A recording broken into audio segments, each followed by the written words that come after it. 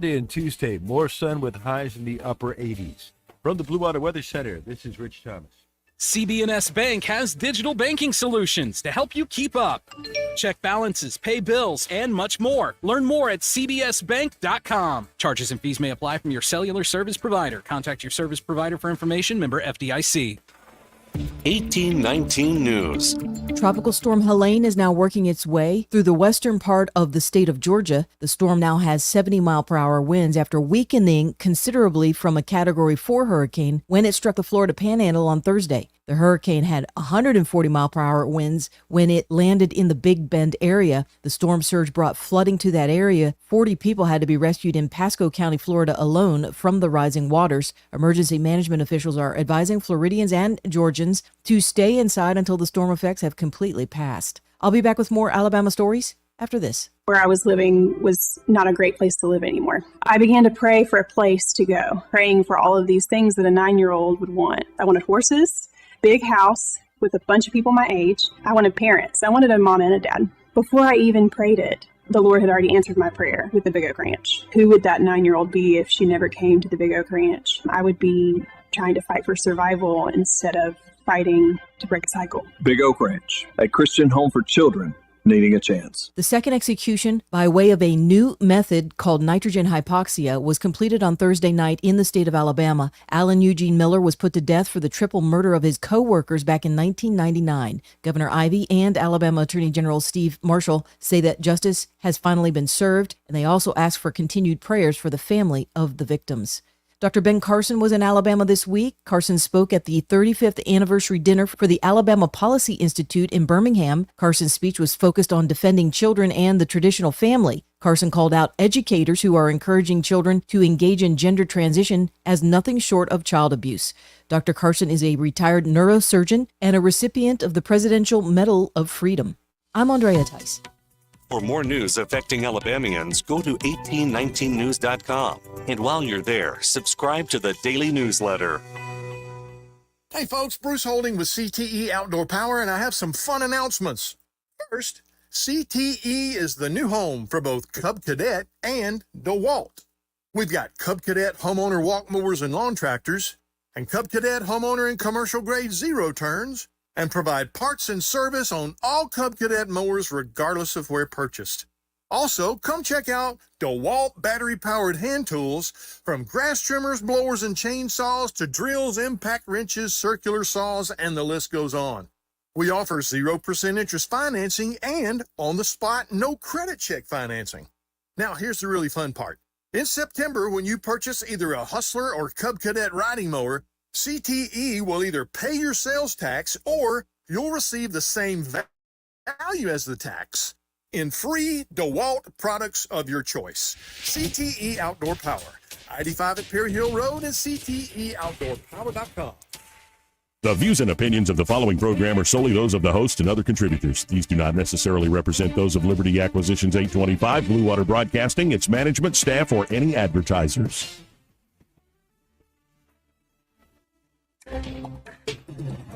It's time for Montgomery's conversational radio show. It's news and views on News Talk 93.1 FM. To join the conversation, call 272-9228.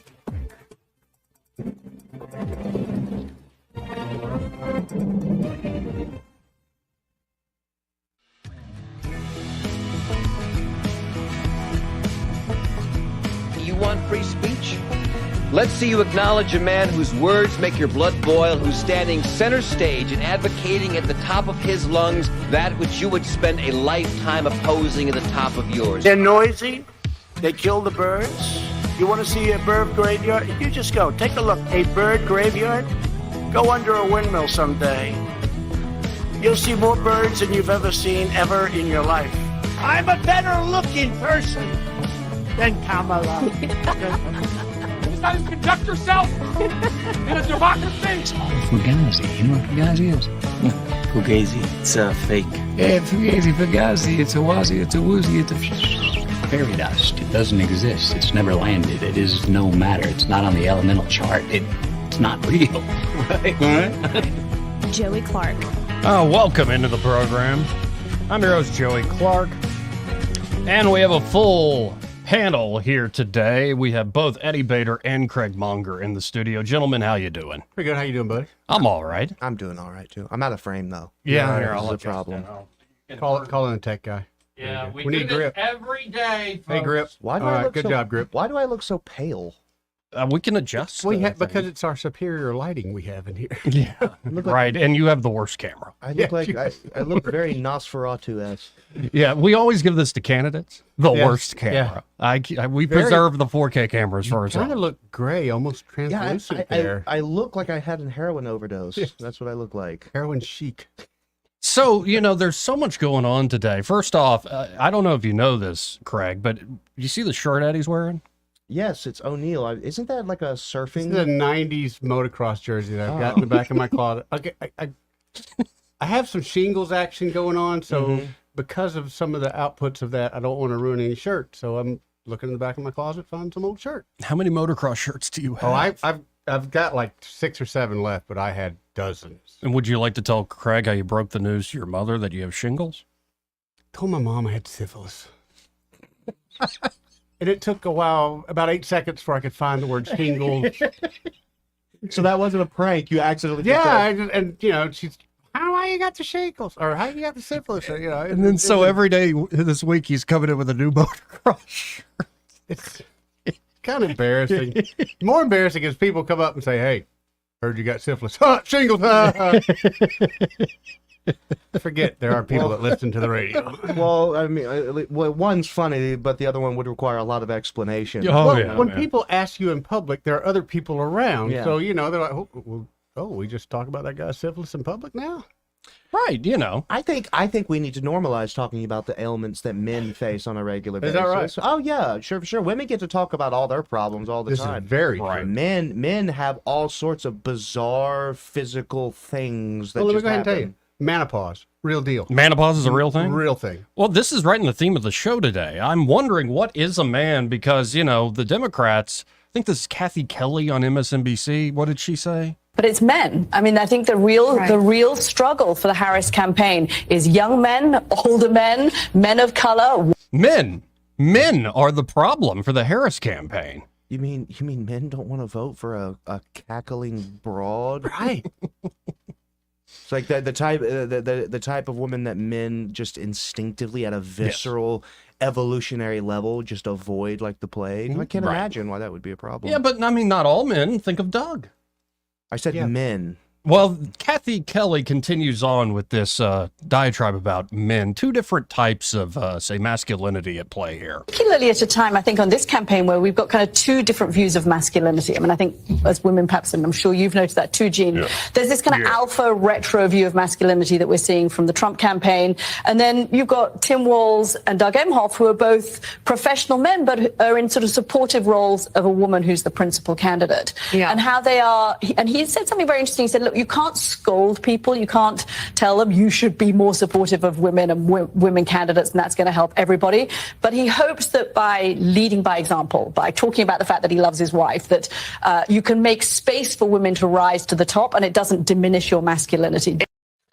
Have we ever had the conversation about making space for men to rise to the presidency? No, Give me a break. It's so funny because to them, the ultimate example of masculinity is men who are supporting women most often when they are acting like men.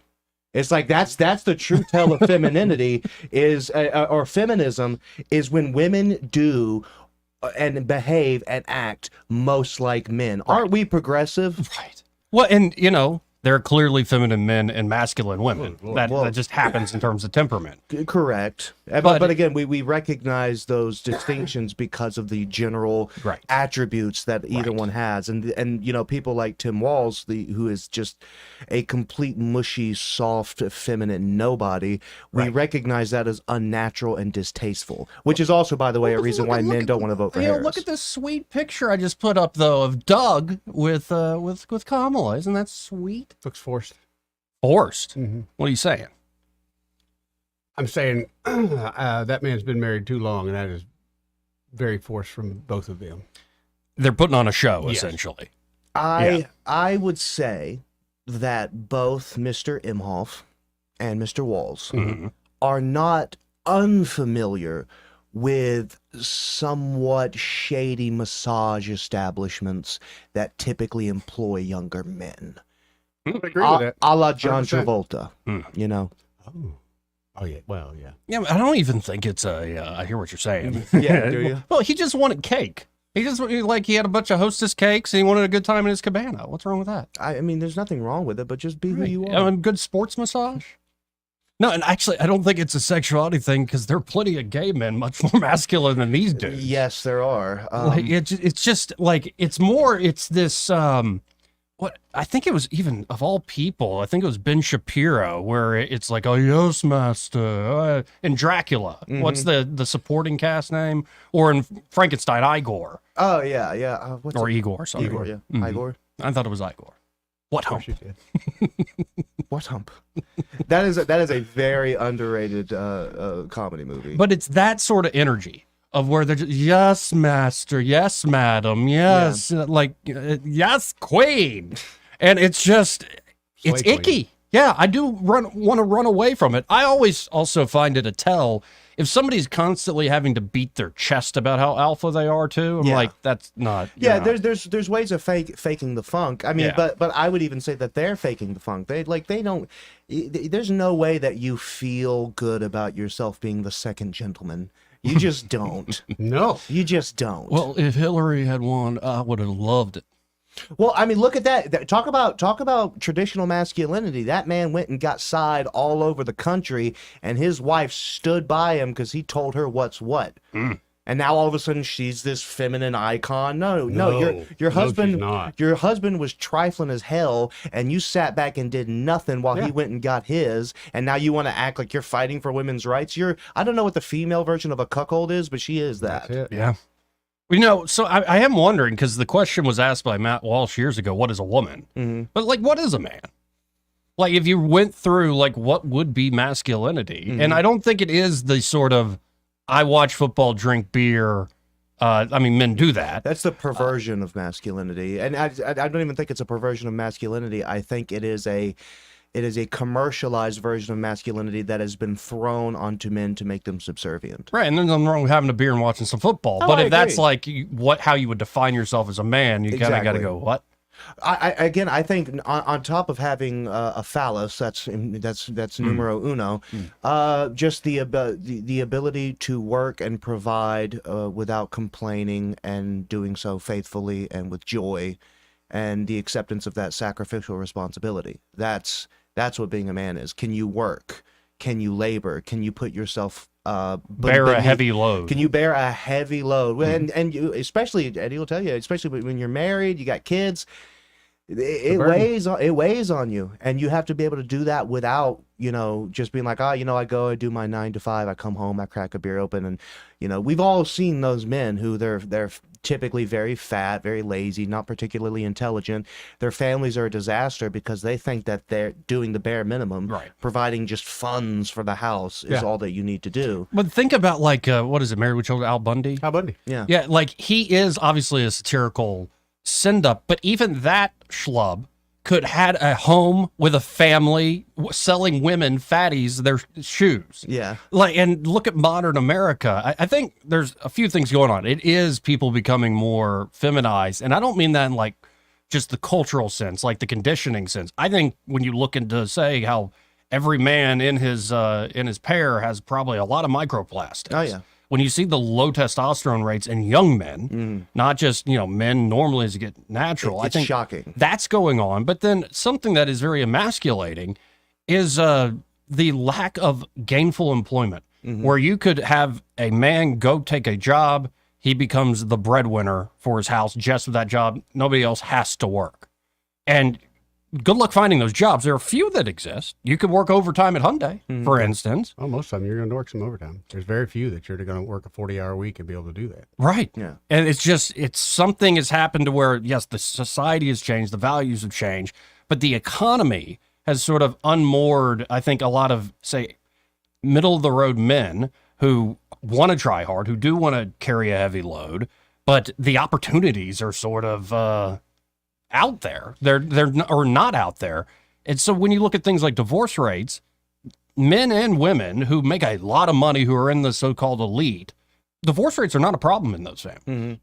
But you look at the working class, that's where most of your problems showing up. And I think it's this vicious combination of all these things. Yeah. And then to hear, though, the elites like Kathy Kelly saying, well, just look at Doug. You could be like Doug. It's Who like, wants to be like Doug, though? who wants to be like Doug? Yeah.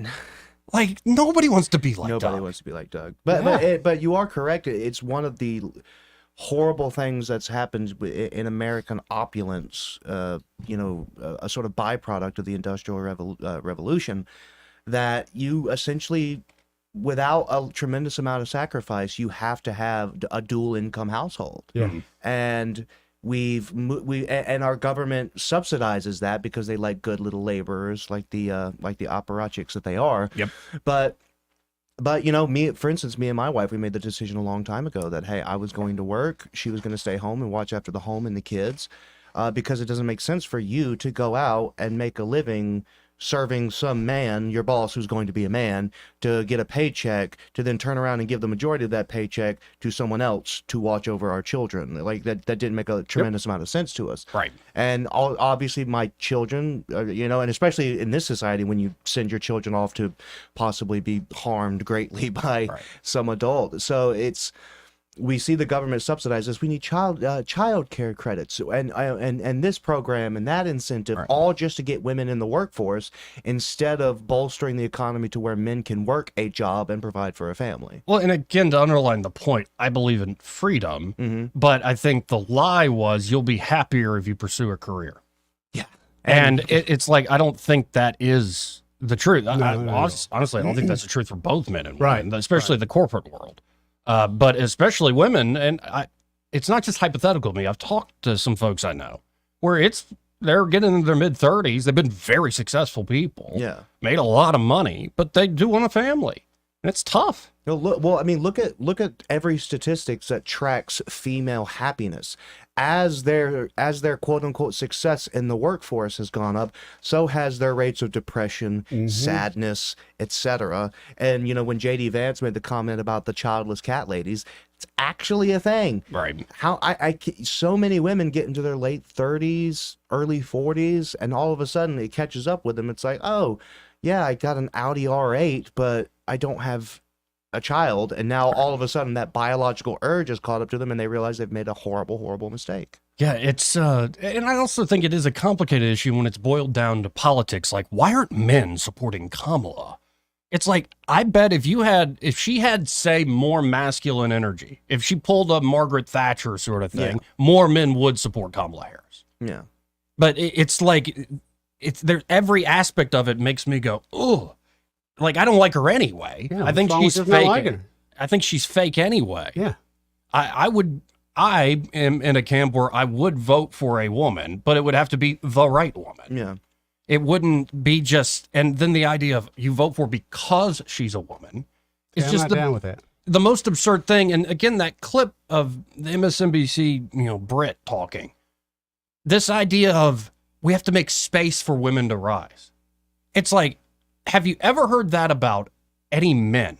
No, because it's not like when you're competing for supposedly the most powerful office in the land that guys are going to go like, you're going to give space for me to rise this time? It's like, no, they're going to compete. Yeah. And they're going to be cutthroat about it. And like, if you want the top job, you have to fight for it. Not like, I'm going to step back and make space for the queen to rise. Isn't it sort Happy of... Friyay! Isn't it just sort of silly that for the longest time the whole point was that women are equal to men and women can do everything that men can do, but in order for us to do that, you guys have to get out of the way. So it's like, if you get, we didn't need anyone to get out of our way. We took these positions. Right. So if you can do what we can do, take it. Right. But no, they have an operating worldview. And also, it's funny when you look at feminism that what they ascribe to the patriarchy is like a very elite set of men. Yeah. Like, that is not most men. Like, in these top jobs where it's like, if you're a Fortune 500 CEO, it's like, okay, there are 500 of them, maybe 1,000 of them. Yeah. That's not most guys. So I find that we've lost something that's been upended, yes, by the cultural revolutions that were still that the fruit being born of that is, I was last night. I'm sorry. Well, just women don't stand up for women. Look at women's sports right now. They're letting men dress up as women and beat the crap out of them. So until they're going to stand up for themselves. My grandfather keeps trying to make me watch. I'm sitting there. I cooked us a steak dinner. He goes, the Indiana Fever on tonight. I'm like, I'm not watching women's basketball. But Caitlin Clark, I'm like, she's a media creation. Like, she's a good player, but God bless her. I think she is good. It's a little manly. She needs a little work, though. Like, they always are looking for the next Tiger, the next Michael Jordan. And so they jump the gun and make somebody a big star before they actually prove carry themselves. him this time, though. Look at what WNBA was just 2 years ago. Yeah, no, she's bringing more eyeballs in, more money. Good for them. But, I got talking about watching last night. I started watching the Vince McMahon, the Mr. McMahon documentary. That's on my list. I can't wait to watch it. We watched like 3-4 episodes last night. There's 6 total. And one of the big takeaways, I didn't learn anything new about the dark side. And there is all the interviews done with Vince or before these latest allegations came out. Yeah. And I have to say, it seems very plausible this guy did this sort of stuff. We'll see. Who knows? But one of my biggest takeaways is when you look at the Attitude Era, when you look at the late 90s, early 2000s, and people were criticizing them for being over the top in terms of sexuality, in terms of violence and all this stuff. And their defense, which I actually think is a correct defense, is look at the rest of television. Look at the rest of culture. So there was this time where it becomes about the most salacious thing you could possibly imagine. You were more of an adult in the late 90s. But it was, we don't want heroes, we want anti-heroes now. We don't want to be good. We want to be bad enough to kick out the real evil ones. Right.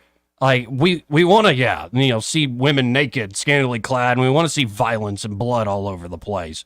And it was this era where I look back on it, I'm kind of like, I'm glad we're away from that to a degree. Lingerie football. I think that's when that was. Right. Same thing. Yeah, because it did come across, as you mentioned it, not to sound like a bunch of lefties, a commodification of things.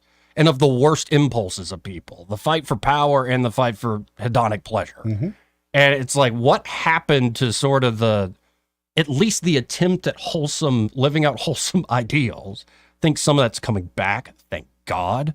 But it's sort of it messes with your head. I was about to say something else. It messes with your head. Go watch, say, like wrestling, if you're a wrestling fan from the late 90s. It's going to kind of blow your hair back if you've changed at all. But sex sells. Yeah. And at that time, that was the peak of that. That's when you couldn't.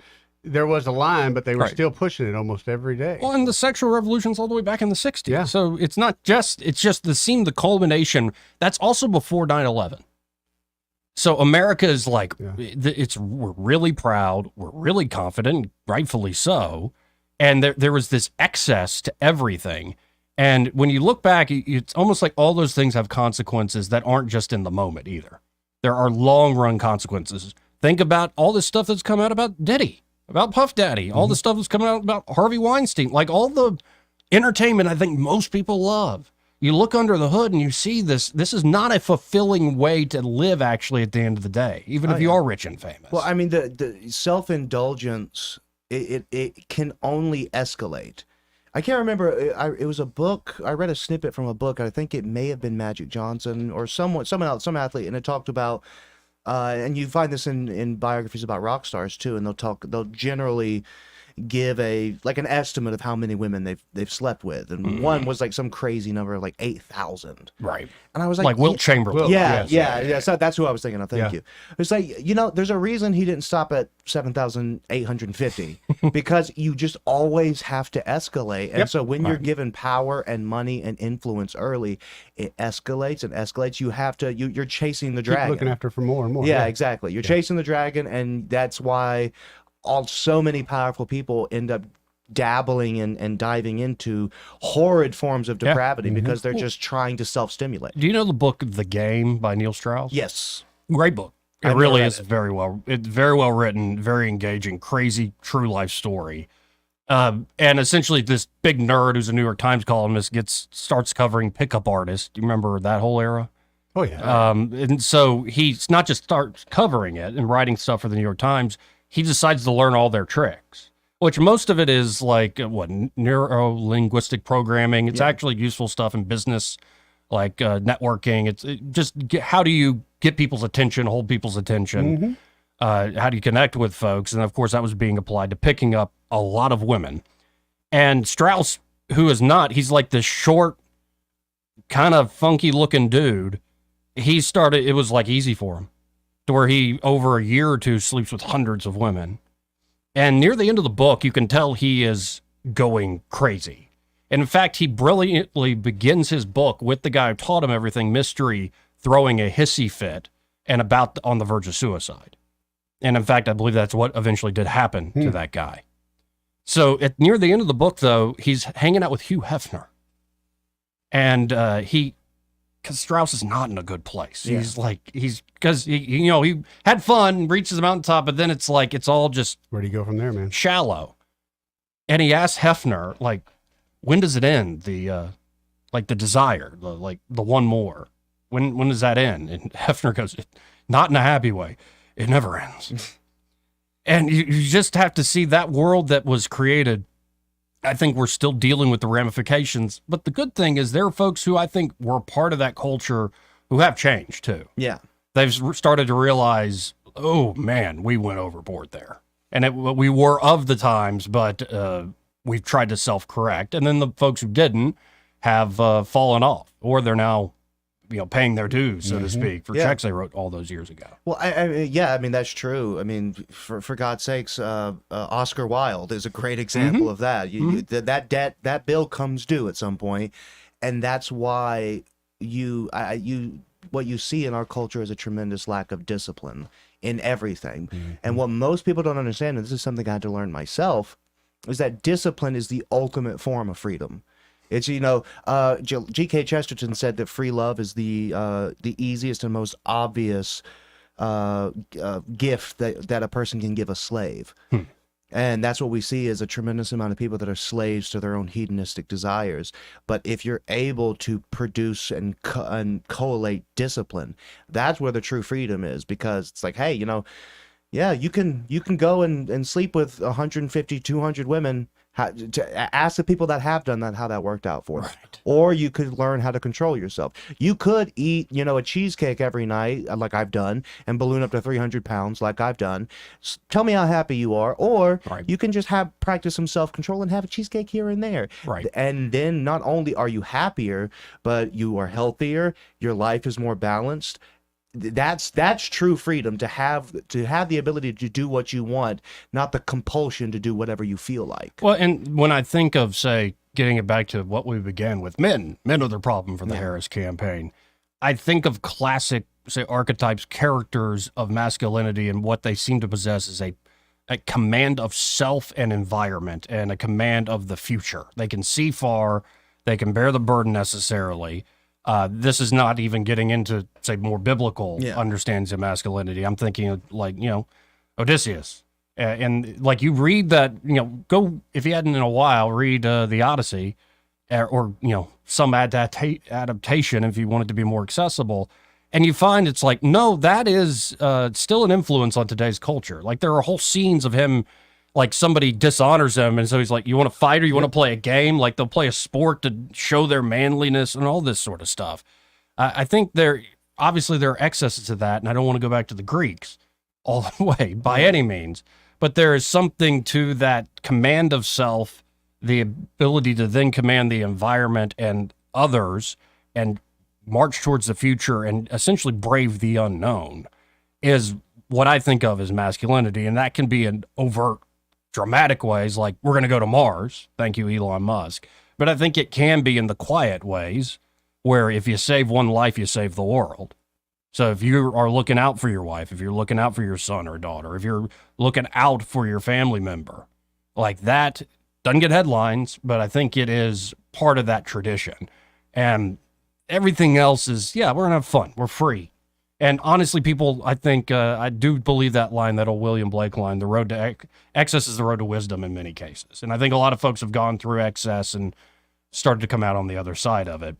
And I tend to think the shift happening just in politics is a bunch of, in particular, young men realizing I don't have to put up with what I'm being told. I can command myself and command my future. And it's a beautiful thing to watch. Who knows what happens on election day? But when I see, clips that it's men that, what was it that she said? But it's men. I mean, I think the real struggle for the Harris campaign is young men, older men, men of color, white men, but it's men. All the men. Yeah. And I think that means that there's hope for men. If standing up for that. what stands between Kamala Harris and the White House is men, then men aren't completely lost. I'm very critical of the modern man, but if that's the case, then at least they're doing something right, because no self-respecting man would cast their vote for Kamala Harris or just about any woman in politics, to be honest with you. Now, this part of the program, we got to hit a quick break here. Brought to you by All Pro Heating, Air, and Electrical. Now, talk about men. I mean, they can do things with their hands. They can fix up. You rely on that AC. You hit a button. Yep. You're like, oh, turn it to cooler, turn the fan on, or let me turn it down, turn it up. No, why don't you get a man out there to check up on it? Because actually, if you've been hearing it rattle all summer, you're playing with fire. And we're about to hit that time of year here in Alabama where you felt the cool in the air today. Yeah, you might be running the AC at one point during the day and then the heater at one point during the day. Yep. So you want your system to be in tip-top shape, and All Pro can do that for you. Of course, if it's time for a new system, they can install that and have financing available with approved credit. And then when it comes to your electrical system, they can do a look over. Yep. But of course, they specialize in installing Generac generators, which, this tropical storm or hurricane turned into tropical storm on land is a reminder. Yes. Can you imagine how it would have affected this community if it had, gone a little bit more west? And the amount of people without power, it's can take a while, even as hardworking as the linemen are for Alabama Power.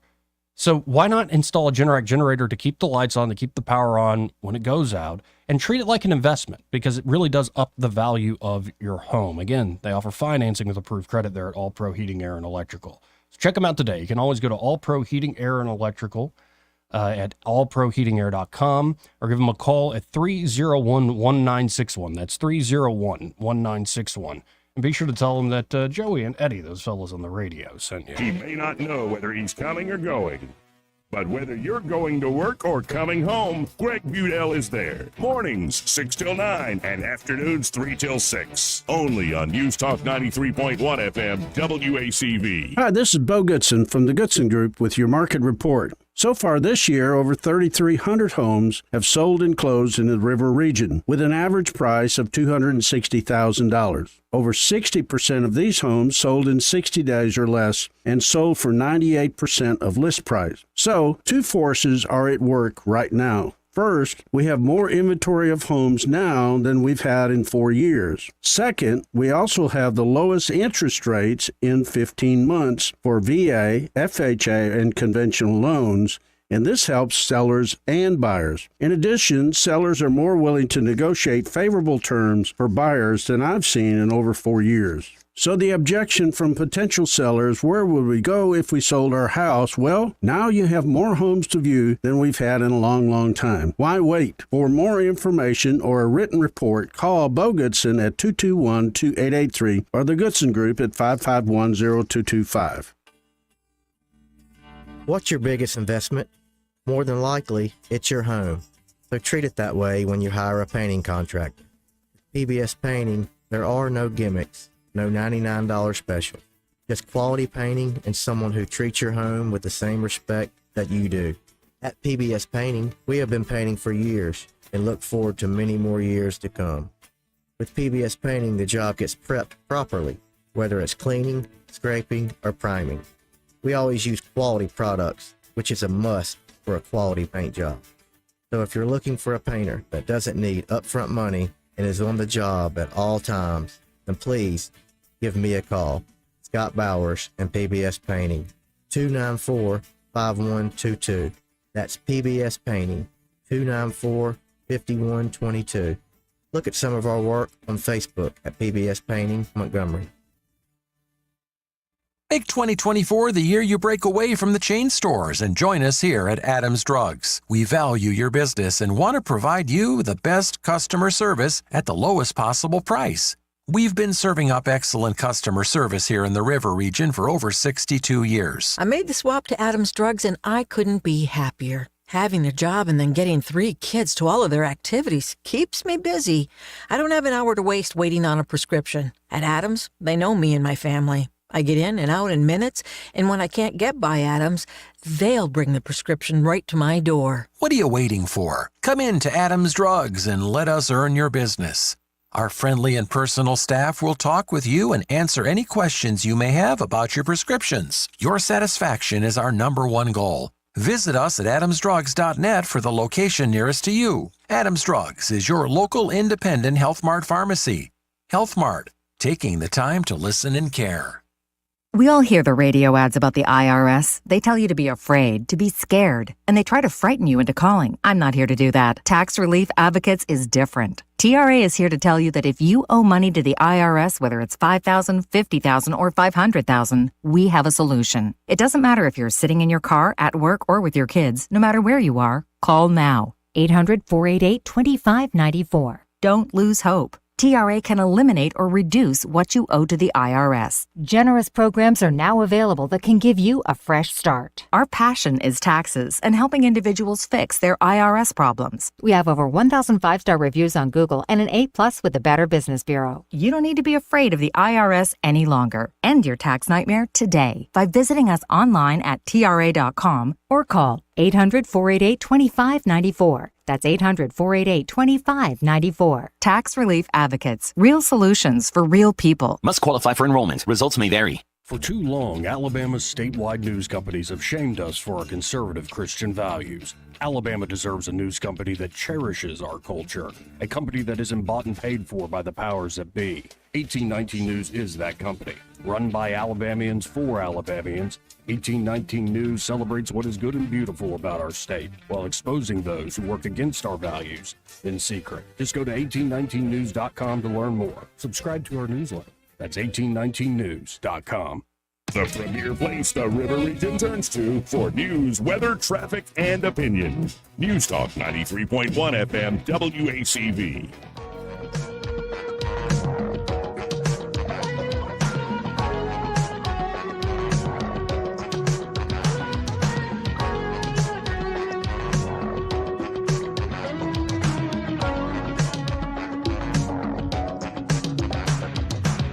Joey Clark. Welcome back. News and views in the afternoon. There's plenty more to get to today other than asking and talking about what is a man, what are men, how does this play into the politics of the presidential election. A lot of new polls out. Nate Silver's forecast now shifting again.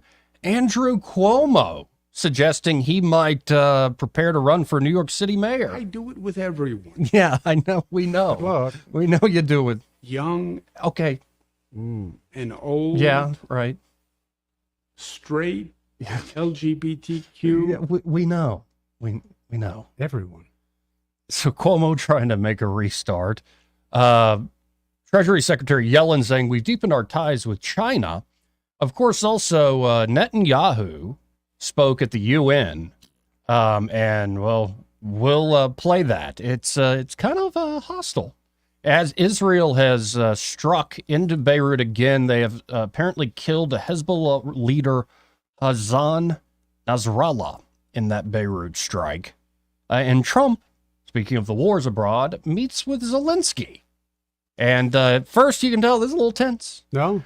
Little tense, and then there's a clip we'll play. It seems like Zelensky, something Trump said to him behind the scenes, Zelensky came out singing a different song. Interesting. So there's plenty to get to. Let's go to Duke, though, first. Hey, Duke. Hey. What's up, Duke? The Women's Day today, ain't it?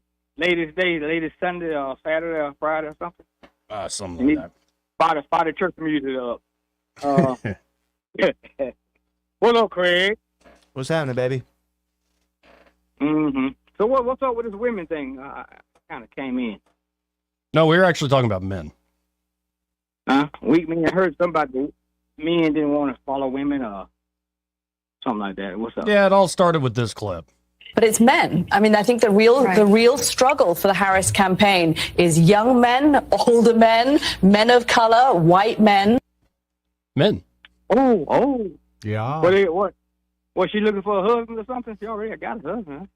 No, they're saying that's who's not going to vote for her. She's not getting the man vote. Oh. So, hey, that don't make any sense to me, really, because, I couldn't be married to her now because, You're already married. halfway. I couldn't be married to an aggressive woman, period. Oh, really? I done dated some girls that wanted to boss me around. You ain't been the boss to do. Nope. Ain't happening, baby. Yeah, this has water. She wanted to monitor everything I do. Want to tell me what time I got to be at her house and all that. Girl, please. Can't boss the Duke. Can't boss the Duke. Never. This ain't happening. It's not a woman born yet. She hasn't been born yet, y'all. That can do that to me. I love my wife to death, but she's a sweet girl, and everybody, know their place and everything. So I stay in my place, and she stay in her lane, and I stay in my lane. But anyhow, but no, I don't have a problem voting for a female. I don't care if it's a billy goat in there right long now. I got to vote for a billy goat if that's the only choice I got. Yeah, I don't have an issue categorically voting for a woman, but it would need to be the right woman. Same with a man, though, for that matter. I agree. Yeah. I wouldn't, I'm not going to vote for someone, that's the man in the race. Got to go there. Got to go that route.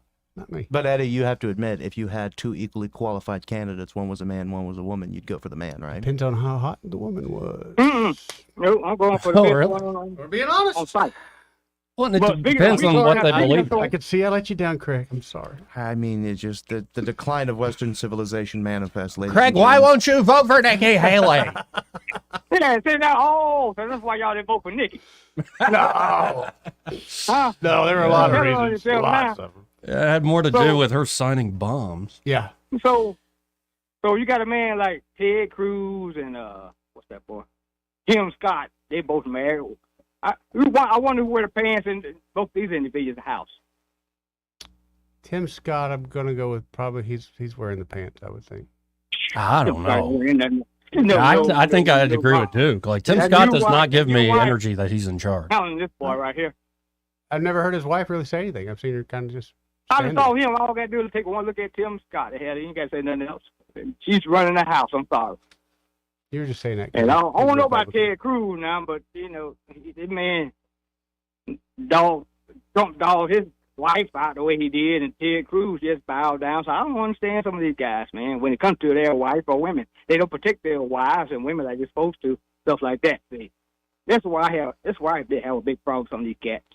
How are they supposed to protect them? What are they not doing to protect them? Well, not support somebody who dogs them out like that. I show them that my wife is more important than you do. Okay? You will be in the White House for 2 or 3 days or 2 or 3 years or whatever, and, I just my wife forever right there. So you're not going to dog my wife out like that right there in front of the world. Talking about that, how good looking she is, You can say that, but you haven't been up against Trump. I love to, though. I would love to go up against him, though. If I was, in a different world, Mm-hmm. But I'd like to just talk to him now. Just me and him one-on-one. I can have a trumpet boy. No, I know you're voting for him. Huh? I know you're voting for him. I know Duke would walk out of there with a T-shirt and hat. Right. With MAGA. Boy, y'all trying to there is not, if not the sunglasses that go with it. He would choke down about 3 fillet of fish, a couple McChickens, a McDouble, and he'd be on the Trump train. Yeah, dude. I tell you what, though, if he give me a couple meals in my pocket, I hold my nose and do a few things for him for 2 or 3 days. Homie loves him. He loves himself some McDonald's. Yeah. That's what he requested at the box at the Bama game. Dude, McDonald's he rules. Give me the filet of fish, 2 of them. What team he's pulling for, though? I don't know, to be honest. I really don't know. Well, considering that Georgia's the biggest question. Yeah, I'm going to say Georgia. Politically, he's got to go. He's got to go with Georgia. I hope he's going for Georgia, so he pissed some Bama's off up there. So they might try to, I hold him out the stadium if they find that out. I want to see how they react to Tuberville. I was going to say there could be more angry with Tuberville. Yeah, if they show him up on the street, that'll be interesting. Tuberville needs to be up in Auburn campus. So he don't need to be nowhere up there in Tuscaloosa. He needs to be at Auburn trying to help Auburn out right now. We need the help. He's going to be at both. He's hitting the I Auburn agree. game and then the Alabama game. Yeah, I hope he coaches at least till halftime at the Auburn. Yeah, game. no, can he be senator and coach at the same time? I would like that. I mean, there's some Auburn fans that really hope so. Yeah, I know two of them. Hey, Mr. Craig, I asked the guys the early part of the week, all this money people are able to buy what player they want. Why can't Auburn buy a quarterback? I can't get it either, Duke. I can't get it. Yeah, I don't know. I mean, do we not? Are we buying sight unseen? I mean, why are we doing this? I don't know, but you know, when you're on a big stage, you can look great in practice. You can look great on the high school football field. You might, Right. and then all of a sudden you get there to Auburn. It's a lot of pressure. Some people can't handle it. And sometimes they always underestimate you, like you're Tom Brady, and then you rise to the occasion. Now, that's a man. Well, I got to be messy just a little Yeah. bit today, guys, Kinda. before I go. Can I be messy just a little bit? Very quickly. What you got? Okay. Well, I think one thing since Trump in town, Mr. Trump, if you listen, sir, you speaking of black jobs. We had 2 white quarterbacks at Auburn that couldn't cut it. So we need to fill this black job position, sir, in Auburn. Cool, man. Hey, okay, find us one, I'm down. Duke. Are you in charge of that? Nobody's arguing. Go get it. Man, wouldn't it be nice if we had a black quarterback so good that there's a big statue of him on campus? That would be awesome. Yeah, that would be great. Oh, man. But anyhow, y'all have a good one, fellas. See you, Duke. They tried to make Cam Newton like the guy, but he's not. The NFL has not been his thing. No. But again, that was my senior year, and what a year it was. Yeah. That was a lot of fun. Had a good one. I just got a feeling, though, Duke gets up in Trump's grill. Let's say he got VIP tickets somehow, and Trump would just be eventually like, Shut up, silly woman. yeah, and we'd see what happened. I got a feeling Duke would come out with the whole "This is Trump country." Yeah. This is the Trump country. Right. We live in the southeast. Right. We drink sweet tea. We don't drink socialist Kool-Aid.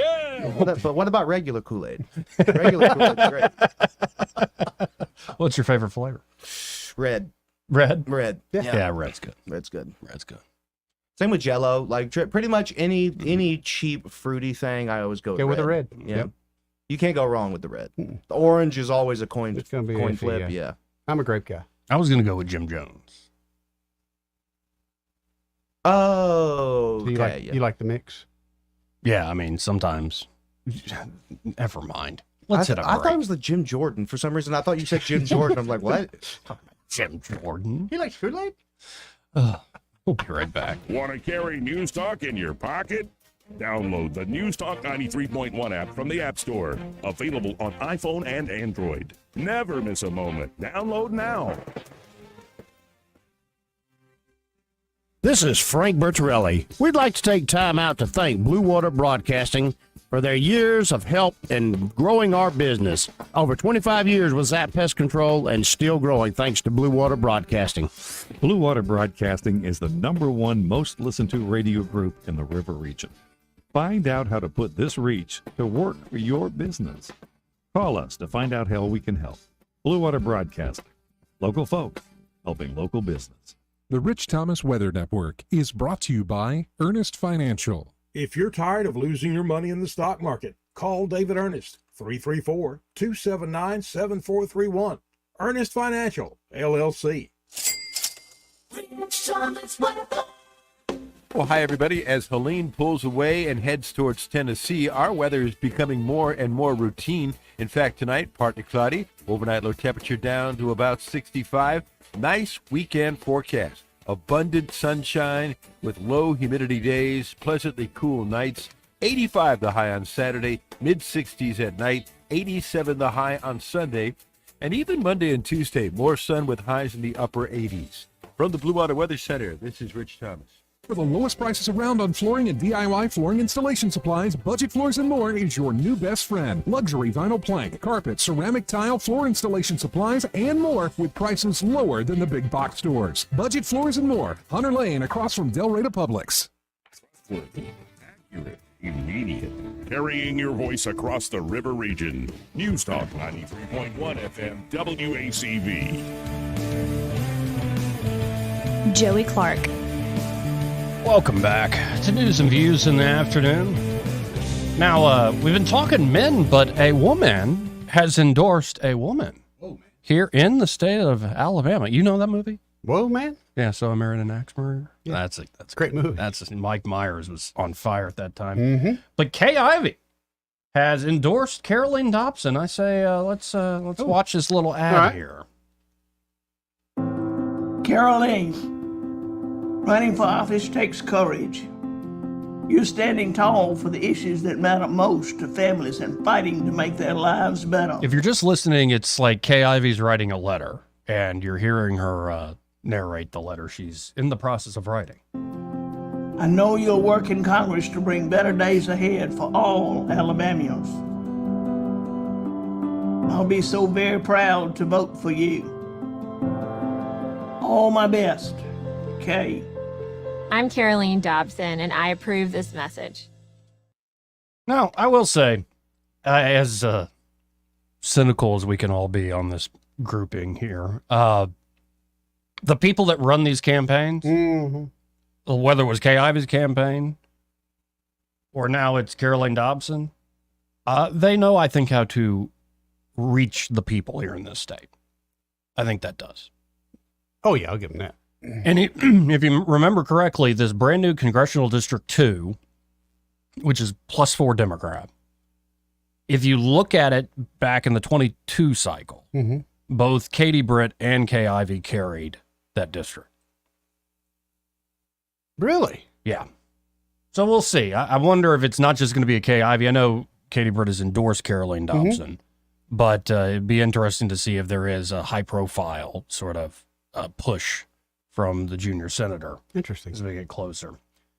Again, we got to hit a quick break, but first, this part of the program brought to you by Smokehouse Pit Barbecue. And man, talk about good eating. They've got the original recipes back there at Smokehouse. You know, they went through a few ownership changes, but you know, with these new owners, they are back to the original recipes. They're back to the tradition that made Smokehouse Pit Barbecue a institution there on Main Street in Millbrook. Sure did. So whether you're looking for regular barbecue fixins or it's becoming camp stew season right around the corner, which is so good. Yes, it is. But what you got to check out is the breakfast there at Smokehouse Pit Barbecue. You're not dieting that day. Make that your cheat day. Because, man, those cheese grits are some of the best things I've eaten in a long, long time. You tried somebody else's the other day and you were just like mad at yourself. Very disappointed. Yeah. No, at Smokehouse, you're going to be like, oh, sweet mystery of life, at last I found you. Yes. And of course, fresh made, custom made biscuits, breakfast sandwiches. You can get the Fat Boy breakfast with a big old pancake fatter than your face. Yep. Man, they do it all. That breakfast is a destination. You got to go check it out there. Again, Main Street in Millbrook. And when you stop by Smokehouse Pit Barbecue, be sure to tell them that Joey and Eddie, those fellas on the radio, sent you. He may not know whether he's coming or going, but whether you're going to work or coming home, Greg Budell is there. Mornings 6 till 9 and afternoons 3 till 6. Only on News Talk 93.1 FM WACV. Hi there, I'm Kim Williams with Alabama Home Mortgage. And I'm Madeline Cannon. It's true, rates aren't as low as they have been for the past couple of years, but there are still many homeowners that could benefit from refinancing their current mortgage. There are a lot of things in life that are out of our control, but your mortgage rate is not one of them. If you currently have an adjustable rate mortgage, then you owe it to yourself to give us a call. Adjustable rate mortgages make sense for some people in stable markets, but in this wild, ever-changing rate environment, it only makes sense to secure a fixed interest rate. A fixed interest rate will give you the peace of mind that your rate is locked. Your rate will not be subject to change with the political and economic tides. At Alabama Home Mortgage, you can personalize your term. We offer 8-year to 30-year mortgages and everything in between. Grab your mortgage statement and give us a call. Call Alabama Home Mortgage, the #1 mortgage lender in Alabama, today at 567-4223, or visit us online at myalabamahomemortgage.com. That's Alabama Home Mortgage, because folks, there is a difference in mortgage companies. NMLS 1586-36-8, Equal Housing Lender. I'm Wes Allen, Secretary of State. In Alabama, election integrity is a top priority. We must ensure fair, secure, and transparent elections. To vote in Alabama, state law requires voters to present a valid form of photo identification. For a complete list of acceptable identification, or to learn more about acquiring a free photo voter ID, visit alabamavotes.gov. This message is presented by Alabama Secretary of State Wes Allen. All the headlines the mainstream media won't touch. Your News Talk station. News Talk 93.1 FM WACV. Welcome back. Let's go right to the phones. Got to make this quick. Go to Crawdad. Hey, Crawdad, how you doing? What's up, Crawdaddy? Good afternoon. Hey, you caught me in the. I was okay.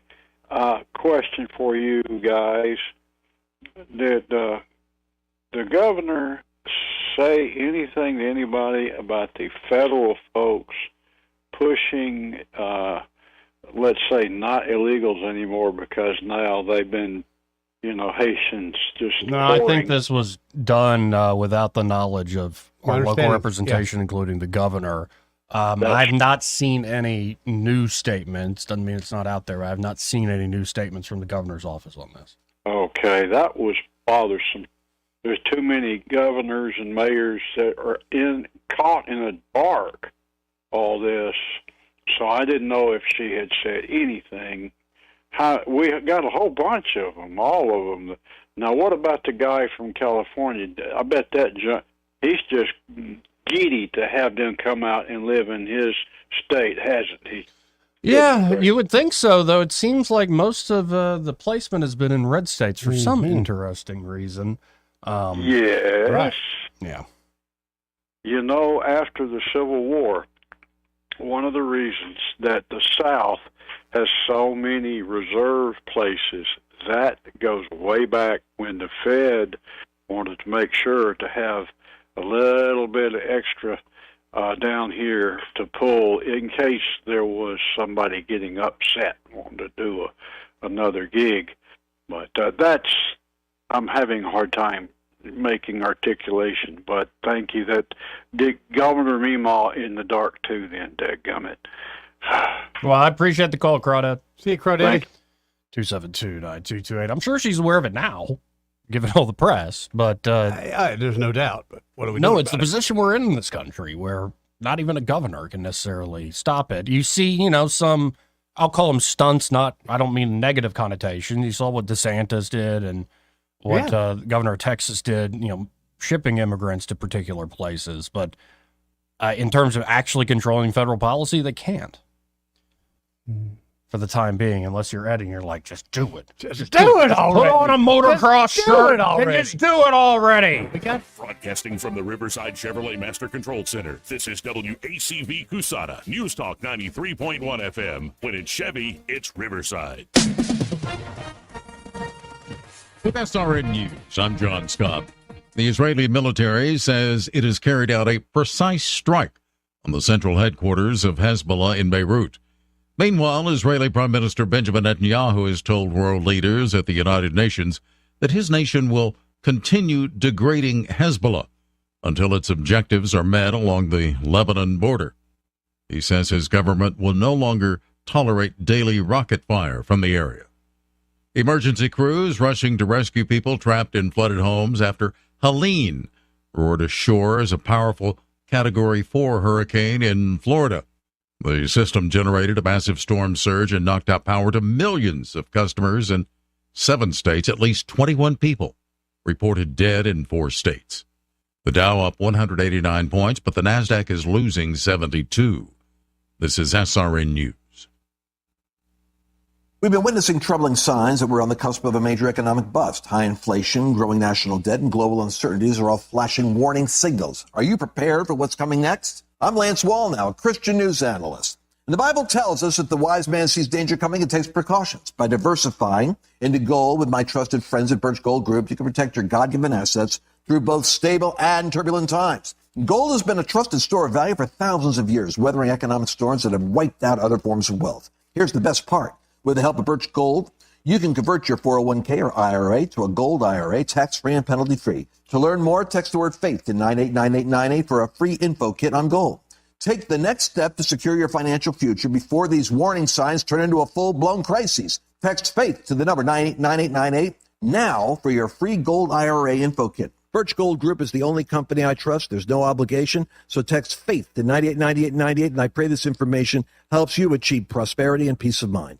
The Rich Thomas Weather Network, brought to you by Alabama Wholesale Lumber. Alabama Wholesale Lumber, the best quality building materials in the river region for decades. From common builds to special orders and local delivery. Call Alabama Wholesale Lumber. Rich Thomas Weather. Well, hi, everybody. As Helene pulls away and heads towards Tennessee, our weather is becoming more and more routine. In fact, tonight, partly cloudy. Overnight low temperature down to about 65. Nice weekend forecast. Abundant sunshine with low humidity days, pleasantly cool nights. 85 the high on Saturday, mid-60s at night, 87 the high on Sunday. And even Monday and Tuesday, more sun with highs in the upper 80s. From the Blue Water Weather Center, this is Rich Thomas. John Bobo with Capital Tractor. Have you heard the news? Capital Tractor will soon be moving to a brand new location in Montgomery. With lots of Kubota inventory, we're going to sell it instead of move it. Our big moving sale is a great time to get a great deal on a Kubota at Capital Tractor in Montgomery. From the Blue Water Broadcasting News Center, here's today's top stories. President Joe Biden has approved an emergency declaration for Alabama, authorizing federal disaster assistance for Hurricane Helene. This allows FEMA to coordinate disaster relief efforts and provide appropriate assistance in the state. Federal funding will also be made available for emergency protective measures. A federal jury had a Montgomery man of conspiracy to distribute cocaine. 45-year-old Vanshawn Trawick was arrested in October 2020 for his involvement in a drug trafficking operation bringing kilos of cocaine from Texas to Montgomery. Trawick now faces a sentence of between 5 and 40 years in federal prison. A decade after ruling that the state of Alabama failed to protect women incarcerated at Julia Tutwiler Prison from sexual abuse and harassment, the United States Department of Justice is preparing to scale back its oversight of the prison. The DOJ and the state of Alabama agreed Thursday to terminate 38 of the 44 federal oversight provisions. From the Blue Water Broadcasting News Center, I'm Sky Mosley. This hour of news and views is brought to you by our good friends at Alabama Home Mortgage. Alabama Home Mortgage, 567-4223. Visit them on the web at myalabamahomemortgage.com. NMLS number 1586368. An equal housing lender. It's the 71st Alabama National Fair, October 4th through the 14th. You'll see great shows like the Zerbini Circus, sponsored by Coca-Cola. The Fearless Florist Thrill Show, presented by Don Duck and All-American Tire and Auto. The Exciting Tiger Encounter, sponsored by Haynes Vinyl Graphics. This year's fair goes for 11 days, and both Mondays will be school day. Inside concerts are returning to the fair.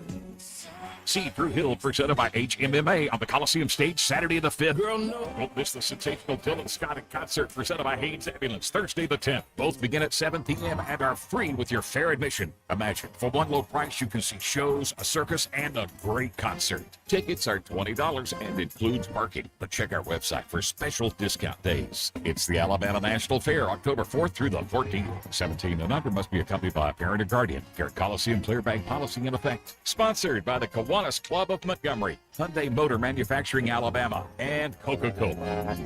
It's the best 11 days of fall. Whitworth Farm Equipment has a qualified and certified mechanic. Gary Baker can do it all. Along with Josh and Gillian, Jarrah now has the full-service farm center you've been looking for. Your tractor should work as hard as you do and keep working. They're open Tuesday through Friday from 7 till 5 and Mondays by appointment. Whitworth Farm Equipment for all tractor parts, service implements, and trailers. Plus, they now sell pine straw rolls. 285-9977 or visit them at 7458 Deatsville Highway. The views and opinions of the following program are solely those of the host and other contributors. These do not necessarily represent those of Liberty Acquisitions 825, Blue Water Broadcasting, its management, staff, or any advertisers.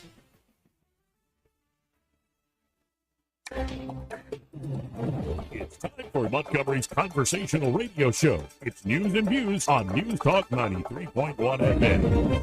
To join the conversation, call 272-9228.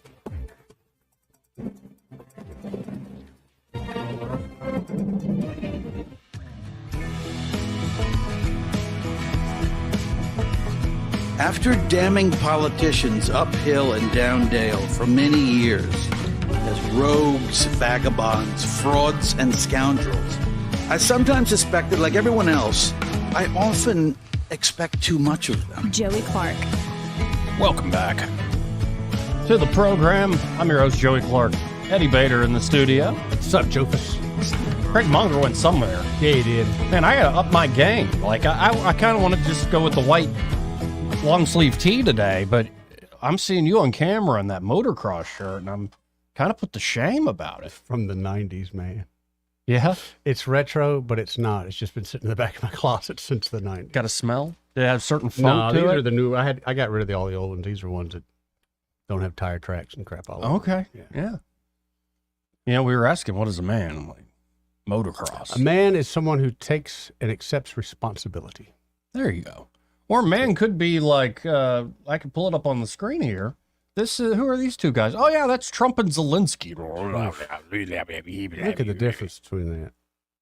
You want to hear what Zelensky has to say? Oh, sure. This is after they met, apparently. Okay. Let's listen in. Strongest of our soldiers, our people. Of course, it will bring us closer to the peace. We need just peace. We need just peace. It's so important to have just peace for the people, especially for the families who lost their children. It's big tragedy. President Trump, have you changed your thoughts on how this war should end, what you think should be done, or do you still stand by some of the previous? Well, I learned a lot, but I think I haven't changed from the standpoint that we both want to see this end, and we both want to see a fair deal made, and it's got to be fair, and I think that'll happen at the right time. I think it's going to happen. The president wants it to end, and he wants it to end as quickly as possible. He wants a fair transaction to take place, and I think, right now I'm campaigning, so right now I don't have much to do with it other than we're doing very well in terms of the campaign, and I've been saying that I believe if I win, we're going to have a very fair and I think actually rather rapid deal. It should stop, and the president wants it to stop. Man, just the energy, the body language, it's tense.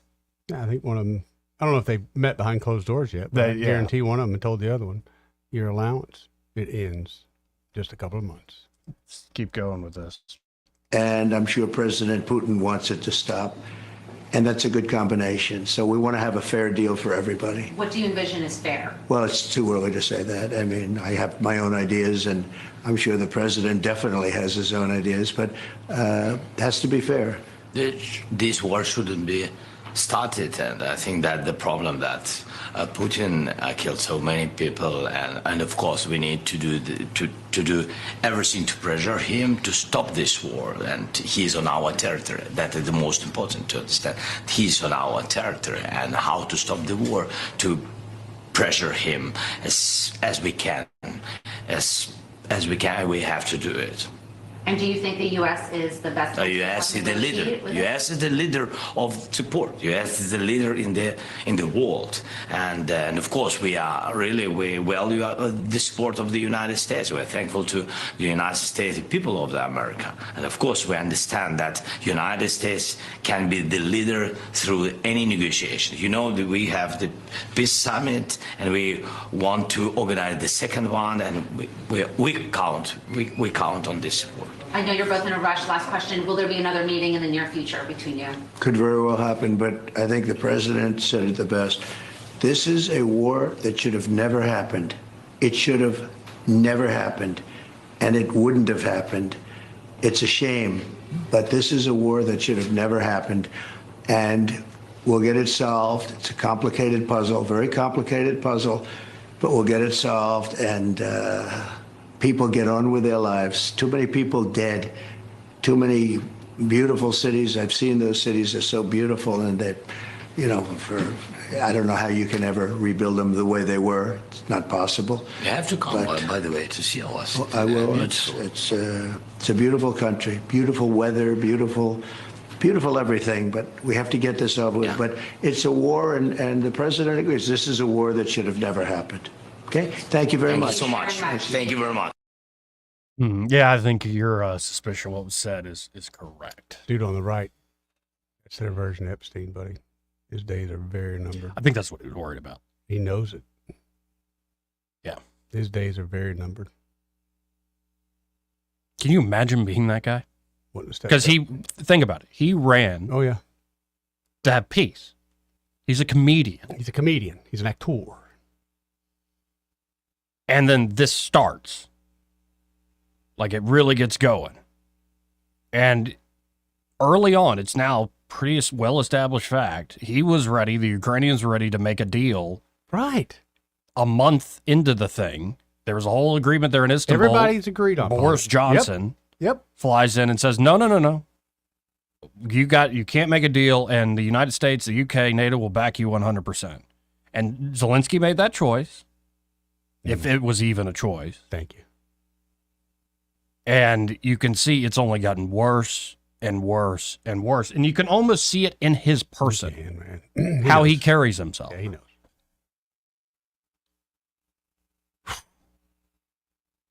Hopefully Trump can bring a stop to something like this. I think he can. I think he will. I just, I don't. Well, then I don't have faith in the little guy. Though. Yeah, you heard Zelensky saying that. Well, he's in our territory. It's like, yeah, he is. Yeah, he is. But do you think the Russians are going to back off from where they've already taken? Do you know why he's in your territory? Who else is in your territory? And is there a way to stop them or push them back? Do they have an agreement that if you do one thing, they'll do something else? Right. Because the idea of long-range missiles to strike into the heartland of Russia, it seems just like sheer insanity. Right.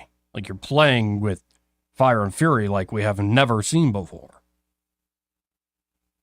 And you know as well as I do, the China launching that ICBM, that's all coordinated. Yep. It's all coordinated. Yep. And in a second, we'll get to Netanyahu at the United Nations. And again, Israel killed Hezbollah's leader, Hassan, one of their leaders, Hassan Nasrallah, in a strike against the Hezbollah headquarters in Beirut, Lebanon. Videos of it all over the place. Pretty massive strike, an explosion. And Israel seems to be, everybody's wondering, I've been wondering, is wider war looming? Heck, the Pentagon's been putting stuff out in their propaganda arms. Is wider war looming? We're sending more troops to the region. But it looks like just from the strikes, just from the things like the pager attacks, they've taken out a lot of Hezbollah's capacity to send missiles. They've taken out a lot of their manpower and leadership. So while we're waiting for the wider war to start, it's like the war is ongoing. Right. We're in the middle of it. That's what I think. We'll see what comes next. But at a certain point, my heart is, it needs to stop. The killing needs to stop. The killing shouldn't have been going on for decades. But then the practical hard truths of the situation show up, and it's like, okay, if you really want the killing to stop, what concessions are you going to make? I tend to look at this as who's got the upper hand. I'm not looking at this like a morality play. Yeah. And if you don't have the upper hand, then I think part of it is on the strong, yes, but part of it is on you to make concession. Yeah. That's how negotiations work. It really is crazy to think you're in a situation where you say, we're occupied. And it has been occupied territory for decades now, since the wars. And so the response to that is not, we're going to try to build up this little spot we have and essentially build the state before we have a state officially recognized. The response is to create means to terrorize Israel, who you think are the occupiers, and then to put your own people as martyrs to shield you. It's crazy. It's crazy behavior. Though here's the craziest thought. I don't think it's that unique. Nope. To just Hamas or Hezbollah or jihadists. I think there are a lot of government leaders around the world who flirt with disaster and put their population in harm's way. It's just chilling, and we need it to stop right now. And as much as that might be by the meeting of minds and good ideas, I think at the end of the day, it has a little something to do with this thing called strength. For better or for worse. And it's better to have the strength and be responsible with it than to allow yourself to be weakened and hope for the best. Yeah, when I think about these wars, I can't be as cavalier as it seems like it is on the way it's presented in our media, especially the corporate press. It's just, we've been doing foreign policy by media freak out for decades now. Not working. Where Not you don't working get at the all. context, you don't get the insight, you don't get everything weighed in the balance. You get, oh, they attacked us out of the blue and they hate us because we're free. Yep. That's what you get. It just, honestly, it ain't that simple to the point where it ain't true. 272-9228. That said, I hear folks that always it's Israel's fault. People I even count as friends who might say that.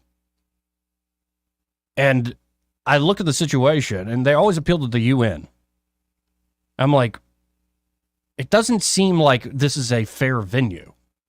Like, it's clear everybody's got their axe to grind, their bias.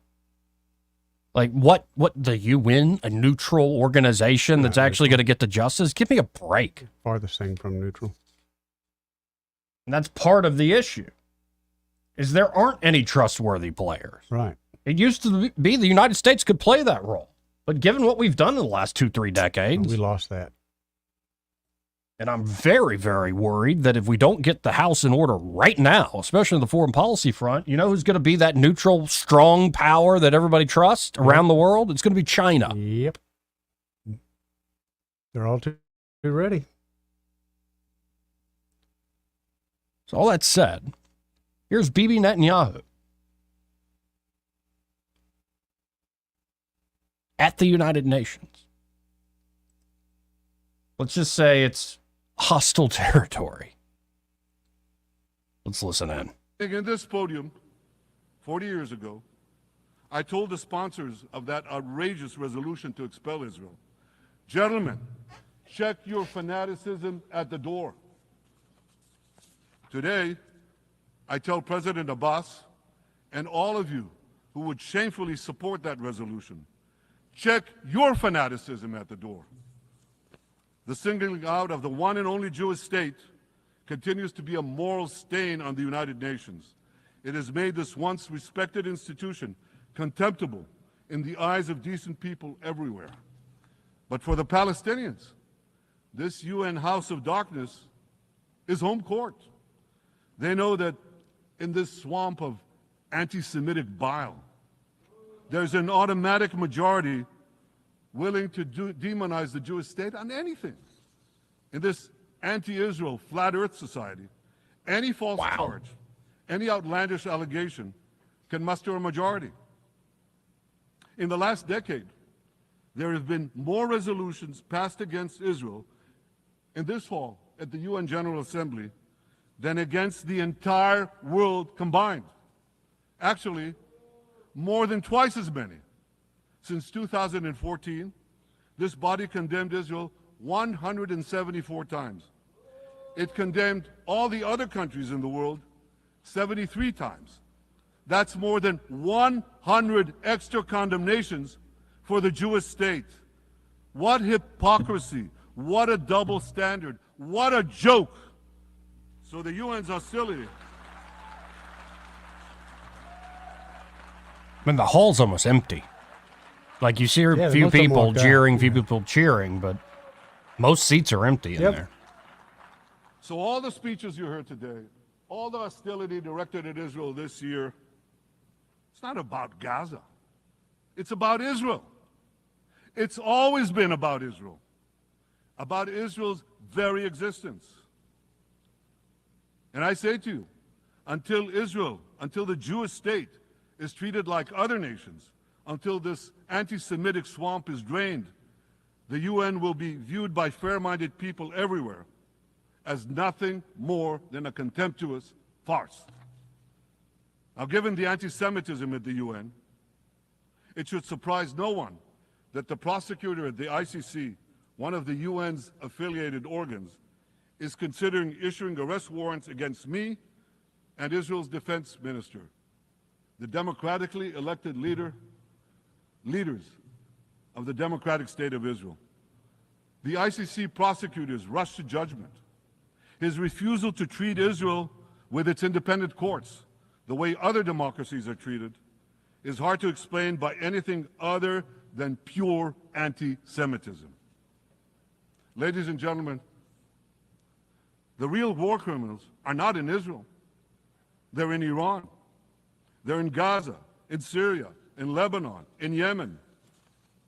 Those of you who stand with these war criminals, those of you who stand with evil against good, with the curse against the blessing, those of you who do so should be ashamed of yourselves.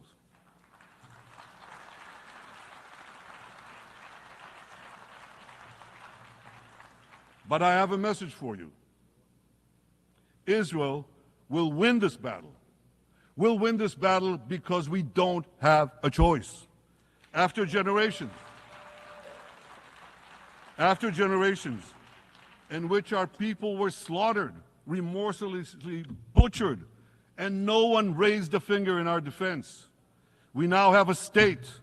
We now have a brave army, an army of incomparable courage, and we are defending ourselves. As the book of Samuel says in the Bible, Netzach Yisrael lo yishaker. The eternity of Israel will not falter.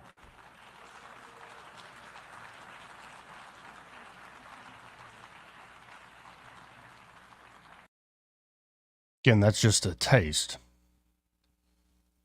of Netanyahu at the United Nations. You know, this whole show, Eddie, we've been calling, what are men? Yeah. Well, you know, one group that could help people out with that? Who's that, Joey? Montgomery Men's Health. Oh, they sure can, Joey. They understand the problems that are unique to men when it comes to your health, well-being, how you feel. Mm-hmm. So it could be, issues in the bedroom. There are actually guys that'll, studies have shown this, they'll be more irritable and argumentative on purpose right before bed so they don't fail at intimacy. That's crazy. They'll just cut it off at the pass, so to speak. Mm-hmm. But if you're a guy out there, and it could be you're hitting that age where you naturally lose testosterone, say in your 40s, 50s, 60s, or even could be you're in your 20s or 30s. Yeah.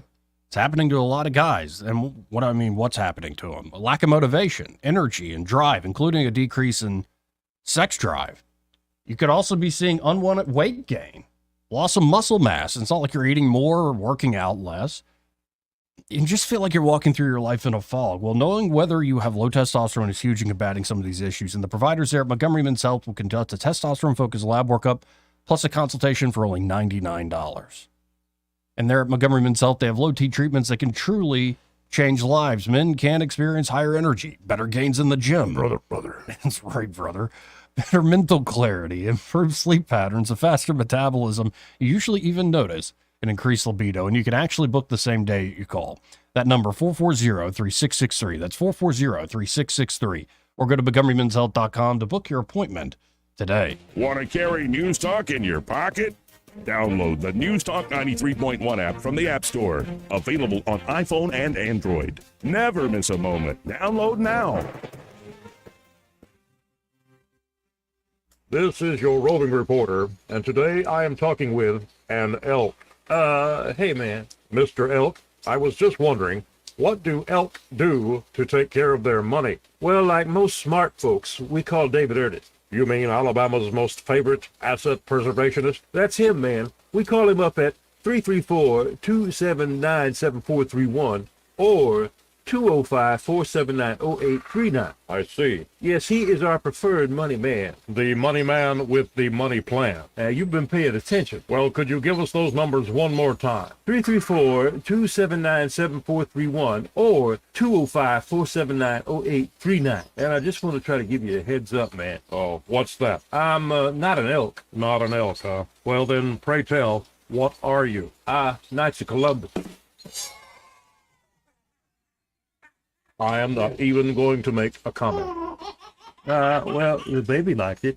You probably know lots of people you trust to mow your lawn or wash your car. But when it comes to electrical work, you're picky. And you should be. See, electricity is complicated and potentially dangerous. The sad truth is, each year there are thousands of home fires caused by faulty wiring. Crosby Electric has been serving the River region for almost 50 years. Their technicians are held to the highest standards in the profession. To wear the Crosby Electric uniform, you have to undergo background checks, rigorous drug testing, continuous education, and safety training.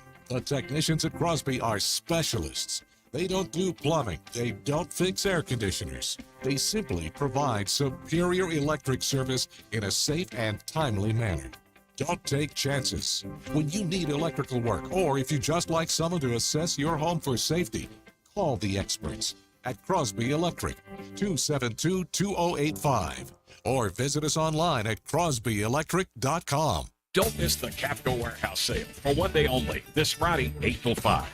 Visit our sale location on the Wetumpka Highway for incredible savings on home decor, floral arrangements, seasonal items, including Christmas trees, wreaths, ornaments, and much, much more. After you shop the warehouse sale, be sure to drop by the Capco Outlet store for even more savings. Huge savings at 2 locations for one day only. Capco Outlet and the Capco Outlet Warehouse sale this Friday, September 27th, 8 till 5. Are you tired of the mainstream media's biased reporting? Do you want to stay informed on the news that really matters to you? Look no further than 1819 News. At 1819 News, we bring you the latest in Alabama news, politics, sports, culture, and more. We've assembled a team of journalists with Alabama values dedicated to the truth and the truth alone. Visit us at 1819news.com today. That's 1819news.com. Subscribe to our newsletter. Honest News, Alabama Values. This hour of news and views is brought to you by our good friends at Alabama Home Mortgage. Alabama Home Mortgage, 567-4223. Visit them on the web at myalabamahomemortgage.com. NMLS number 1586368, an equal housing lender. We get Montgomery talking 24 hours a day. The River Region's most trusted voice. News Talk 93.1 FM, WACV. Joey Clark. Welcome back to News and Views in the afternoon. Craig Monger's back. How you doing, Craig? Oh, I'm doing good. Just had to do some work. And we got a few folks calling in. Mike is on the line. Hey, Mike, how you doing? Hey, guys. Brother. Hey, brother. First, my comment about Israel and the Jewish state. Mm-hmm. All right, that place is about less than the size of New Jersey. Why can't the entire world just let those people live? It's a tiny piece of land on the globe. Just leave them alone. They're not violent towards any other religion. They're not violent towards any other people. They just want to be left alone. It's the Muslims. That's our. They hate Christians. They hate Jews, and the world has to change their view on what's going on in Israel.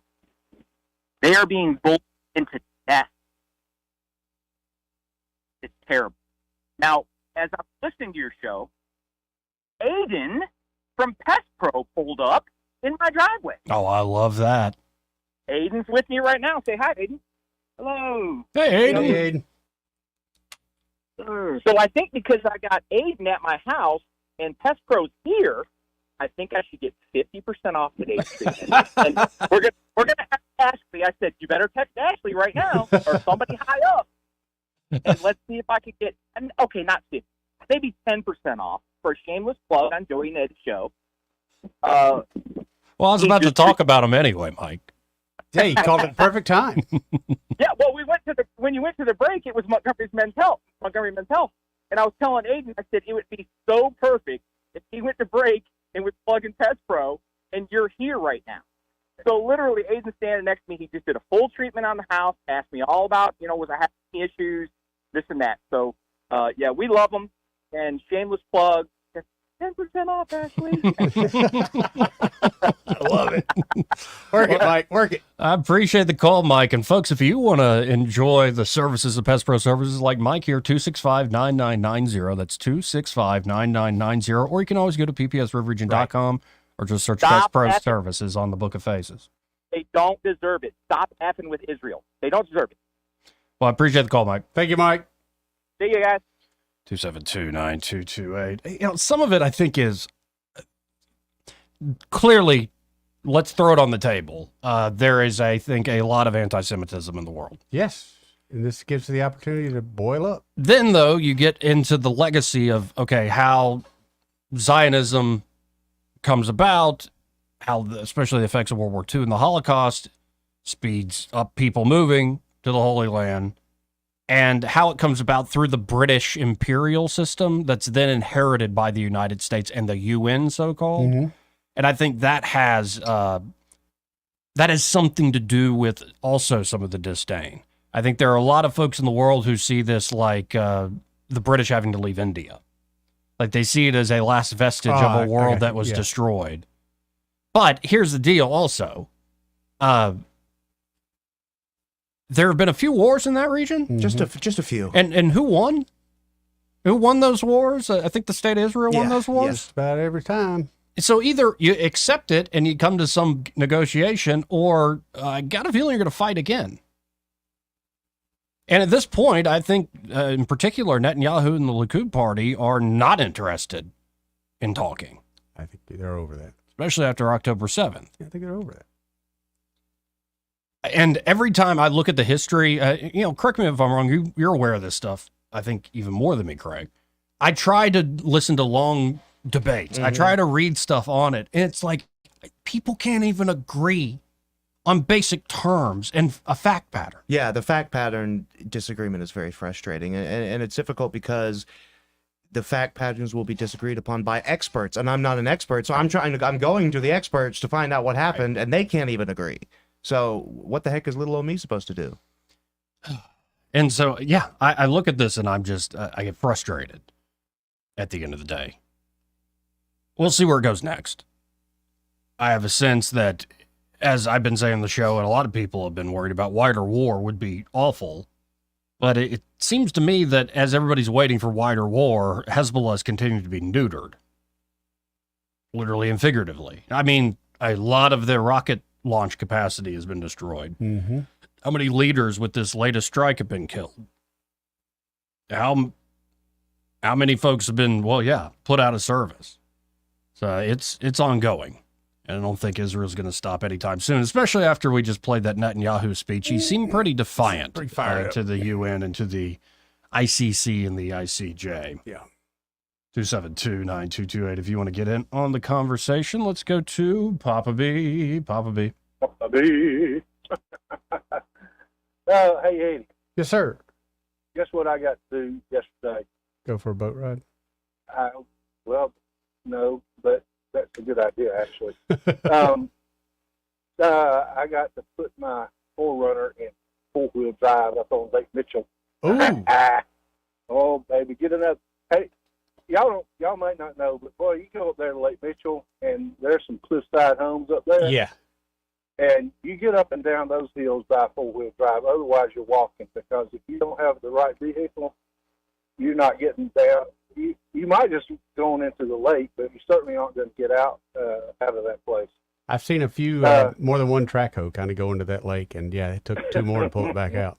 But it's beautiful. I love Lake Mitchell. Oh man, yeah, it's like a hidden jewel. It really is. It really is.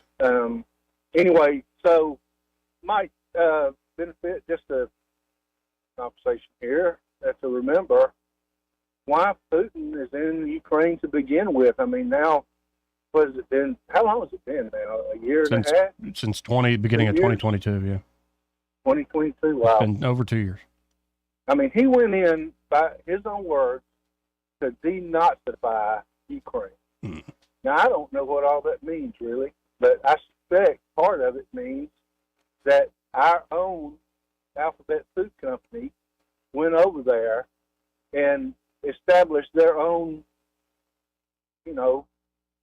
government that they like. I mean, Zelensky is not a popularly elected president by, I think, most metrics. He was an installed leader. Installed, yeah. So, when you do that and you have things like, laboratories going on, other kind of secretive operations, certainly, the kickback money scheme, the money laundering type things going on. Well, I mean, it's on his border, I mean, he's not going to allow, these COVID labs, which there was one or two I know of, or that I heard of. Well, you got to keep in mind, too, the war didn't start in 22. Like, over 10,000 people had been killed since 2014, especially in the Donbass region where the fighting still continues to this day. Mm-hmm. The Russians took Crimea. It's their only warm water port there. Like, they weren't giving that up. Can you imagine, if you're looking from a Russian point of view, if NATO takes that over? They're completely neutered. So no wonder they reacted the way they did.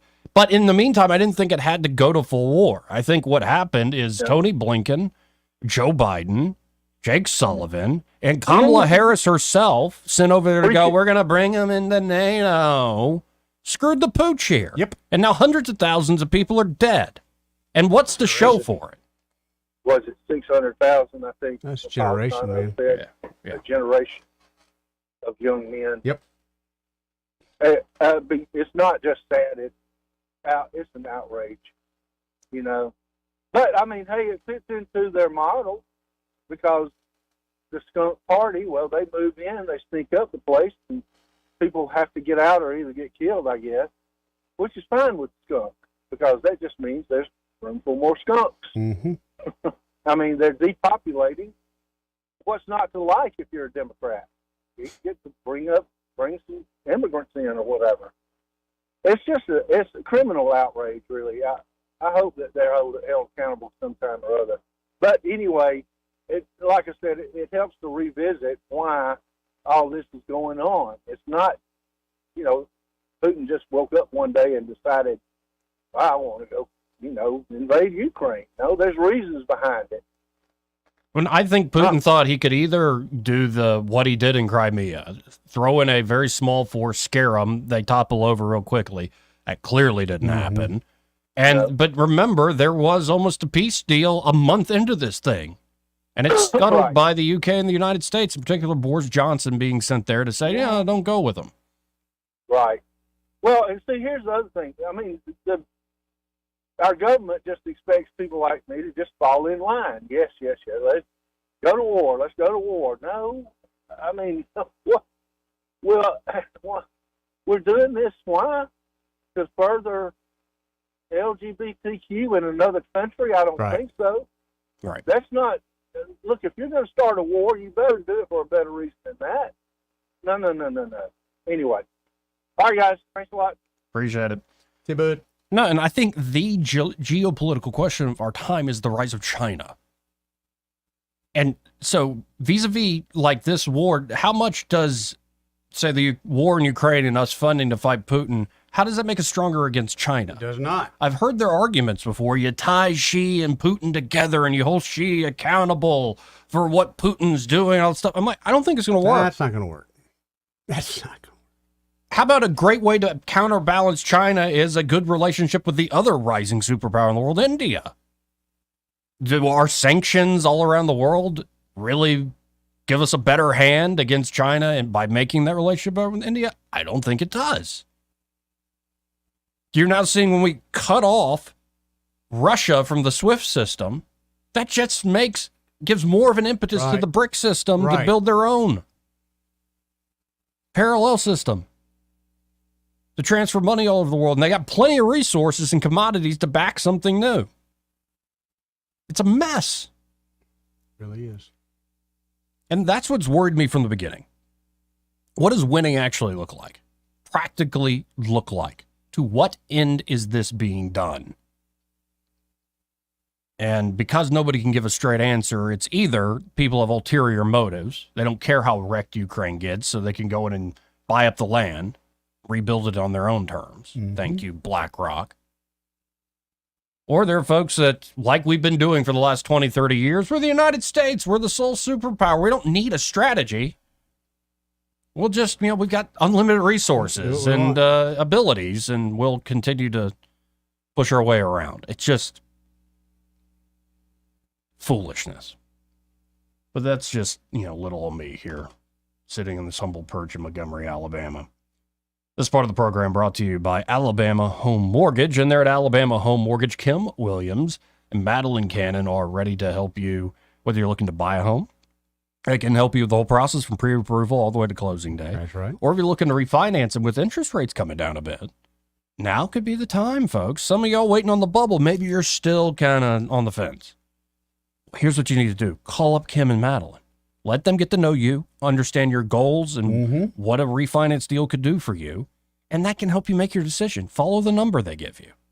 Seriously, if you're stuck under a mountain of credit card debt, 7% on a mortgage is a lot better than 29% on that credit card. 29. Or maybe you're just looking to rearrange your finances in a way where you want a little more cash so you can reinvest in your property or your family. If you have equity built up in your home, it's a great way. It's your value. You can use it to accomplish a lot of great goals.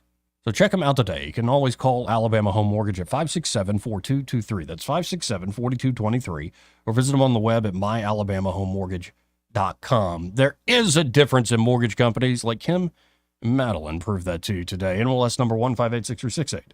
An equal housing lender. He may not know whether he's coming or going, but whether you're going to work or coming home, Greg Budell is there. Mornings 6 till 9 and afternoons 3 till 6. Only on News Talk 93.1 FM WACV.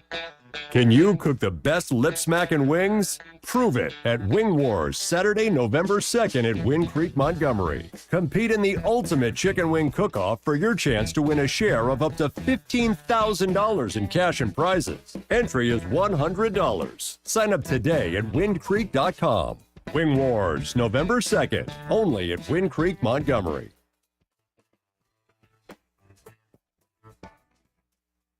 What would you do with $3,000 a month? No strings attached. All kinds of stuff. Buy a monkey? That's a dream pet right there. Build a super suit? Woo! Meet the Hoagie Brothers in Universal Basic Guys, a new animated comedy. We're really making a difference in the community. Feels good, huh? Hell yeah. Catch the premiere of Fox Animation Domination, Sunday on Fox. Sunday on Fox 20. This hour of news and views is brought to you by our good friends at Alabama Home Mortgage. Alabama Home Mortgage, 567-4223. Visit them on the web at myalabamahomemortgage.com. NMLS number 1586368. An equal housing lender. The Rich Thomas Weather Network, brought to you by Montgomery Paint and Body. From a little fender bender to total body repair, MPB will fix it good as new, maybe better. For over 35 years, the Turner family has been getting you back on the road. Call 279-7325. Rich Thomas Weather. Well, hi, everybody. As Helene pulls away and heads towards Tennessee, our weather is becoming more and more routine. In fact, tonight, partly cloudy. Overnight low temperature down to about 65. Nice weekend forecast. Abundant sunshine with low humidity days, pleasantly cool nights. 85 the high on Saturday, mid-60s at night, 87 the high on Sunday, and even Monday and Tuesday, more sun with highs in the upper 80s. From the Blue Water Weather Center, this is Rich Thomas. For the lowest prices around on flooring and DIY flooring installation supplies, Budget Floors and More is your new best friend. Luxury vinyl plank, carpet, ceramic tile, floor installation supplies, and more with prices lower than the big box stores. Budget Floors and More, Hunter Lane across from Del Rey to Publix. If it concerns your community, you'll hear about it on News Talk 93.1. News Talk 93.1 FM WACV.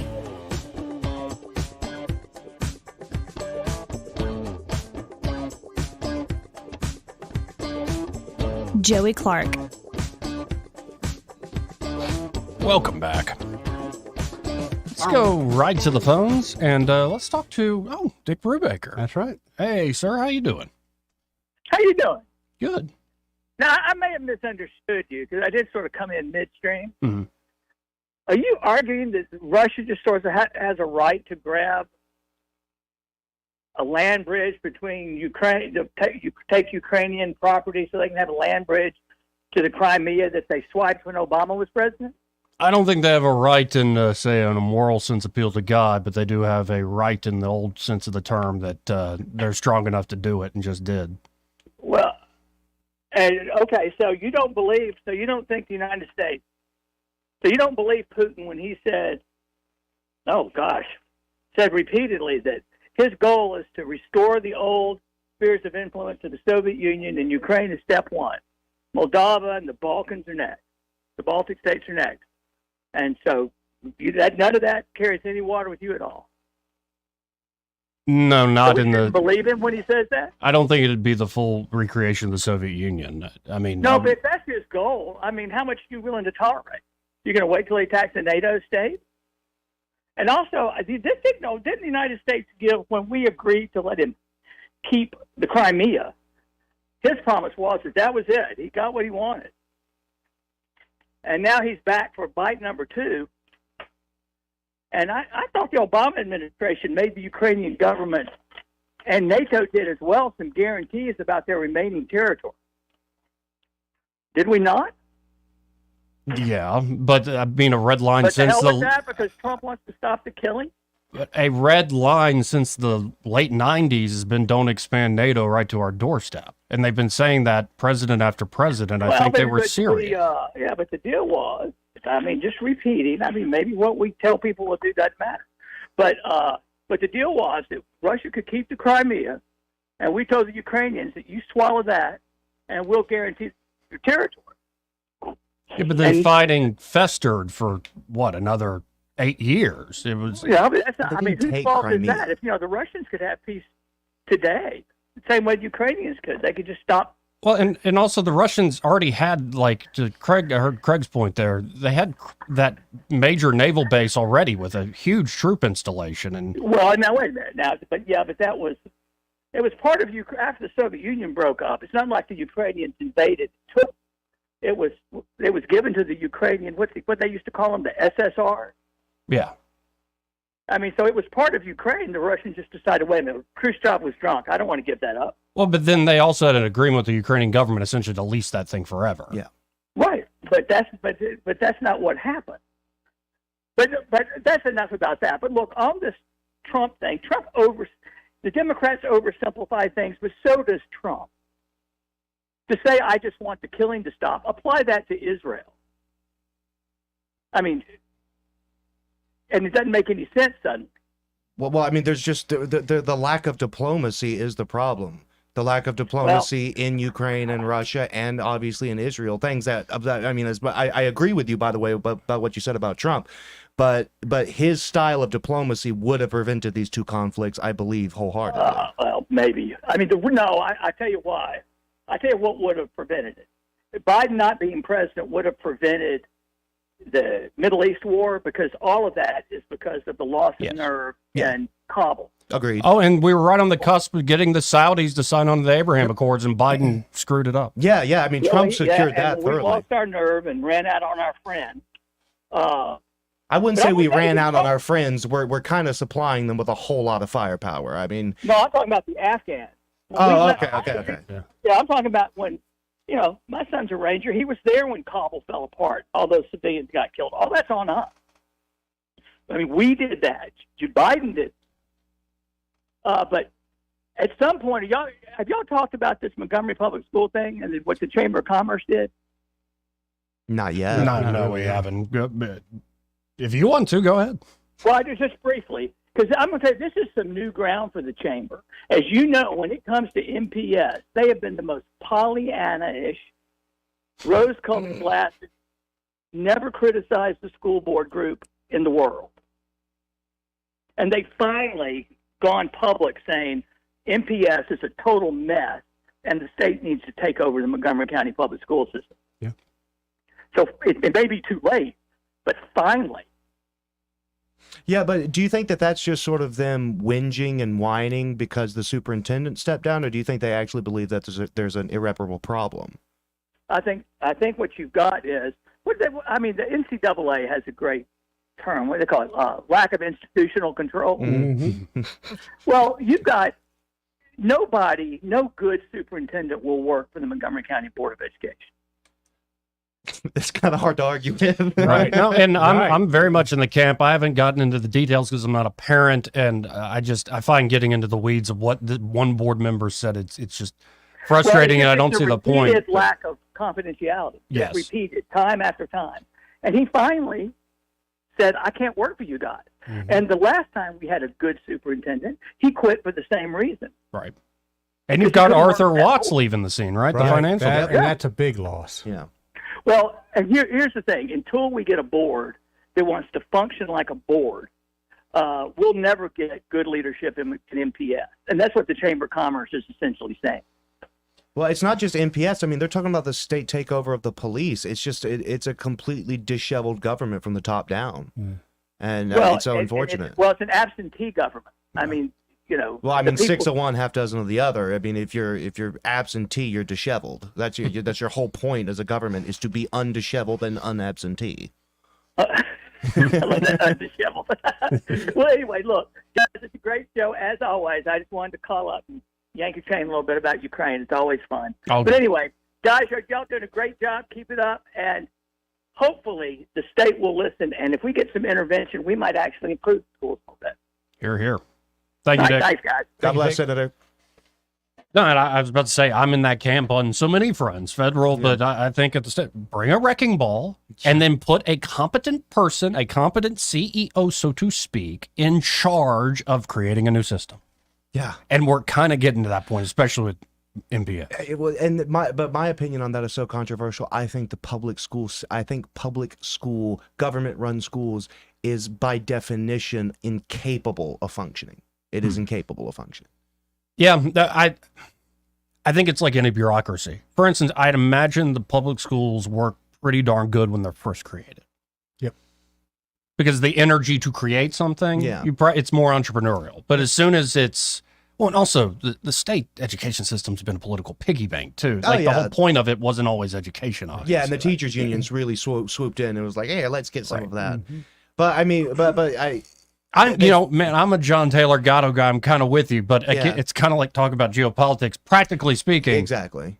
I think if the city, now that's a big lift for the city. Big. But something's got to give, and I think something dramatic has to give. Yeah, but they spend more than Hoover. They spend more on education than the most successful school systems in the state. So it's really not just as much as these dunderheads want to talk about it being a money issue, it's not. It's a management issue. And really, how difficult is it to wrangle a gaggle of toddlers up to teenagers, and teach them how to read? You can't do that. We had illiterate high schoolers. Yes. We're spending billions of dollars and we can't teach people how to read, which is so easy to do. It's so easy to teach someone how to read, and you can't do it with billions of dollars. You are failures, all of you. Well, and just to put a bow on this, the way Dr. Melvin Brown stepped aside that video, I thought he did it. I don't know all the details of what was said, but I thought the way he did it without just saying, you know what? I'm gone. He didn't go into details. You can figure it out for yourself. And those who know. Yep. And I think that made me go, well, I'm taking him seriously. Yeah. He's a serious guy. He's a serious guy. It is a complete mess. It's just so unfortunate that the capital city has this many freaking problems. Yep. Can't get crime under control, can't teach kids how to read, but thank God we have the first black mayor of Montgomery. Praise the Lord. What a glorious success this has been. A bunch of illiterate people murdering one another, but yay! Sorry, I'm done. I like that motocross shirt. Yeah, I love it. Got padded elbows. I think Craig's upset because Eddie, well, for the underlying issues he just addressed, but Eddie brought in a huge container of M&M cookies. I am hangry. That explains my outburst. And they are so delicious. And I've been doing so good this week. And I thought you were doing really good because at one point when you looked over to insult me, I was eating one and you had nothing to say. No, I was like, what are you gonna wash that down with a Dr. Pepper? With a Dr. Pepper. And that's what he did. 10, 2, and 4, baby. And he's just a mean guy. Have you he's noticed? He's just mean. He's just mean-spirited. Yeah. You know, Eddie, sometimes you say things that are hurtful. I do. You're right. Yeah. You're right. You should hear the things I say to myself. Yeah. Like always be closing. Right. Yeah. That's all Eddie's always thinking. We got to hit this break. Be right back. Want to carry News Talk in your pocket? Download the News Talk 93.1 app from the App Store. Available on iPhone and Android. Never miss a moment. Download now. Want to take the price of new flooring and tear it in half? You can during Prattville Carpet's biggest sale of the year, going on right now. Save 50% on select luxury vinyl plank and select carpets in stock. Stop into the store to register to win a brand new quartz countertop up to 75 feet until November 20th. No purchase necessary. Hi, I'm Ray Bowles from Prattville Carpet. If you're looking for waterproof carpet, hardwood, laminate, vinyl plank, or ceramic tile, call us today for your free measurement. Shop now and save big at PrattvilleCarpet.com. Prattville Carpet, we're more than just carpet. This hour of news and views is brought to you by our good friends at Alabama Home Mortgage. Alabama Home Mortgage, 567-4223. Visit them on the web at myalabamahomemortgage.com. NMLS number 1586368. An equal housing lender. News and talk without the static. The River Region's most trusted voice. News Talk 93.1 FM WACV.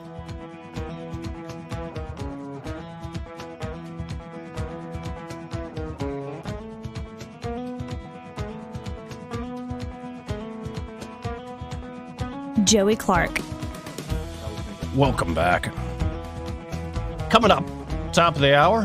After the top of the hour, we'll have Jeff Deist. Always appreciate spending time with the former chief of staff for Ron Paul, former president of the Mises Institute.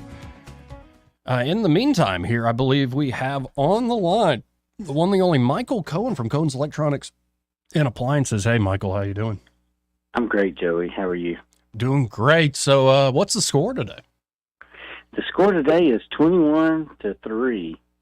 We had a customer that came in looking for some equipment. We get out to their house, and they've got wires going every different direction, and 90% of them are all visible.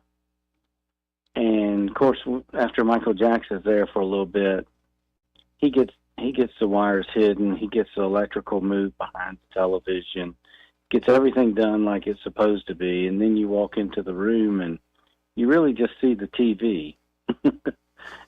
You don't see the rat's nest trying to get all of the wires, whether it was the cable box wires, whether it was electricity. And I don't even understand how his wife allowed that to happen.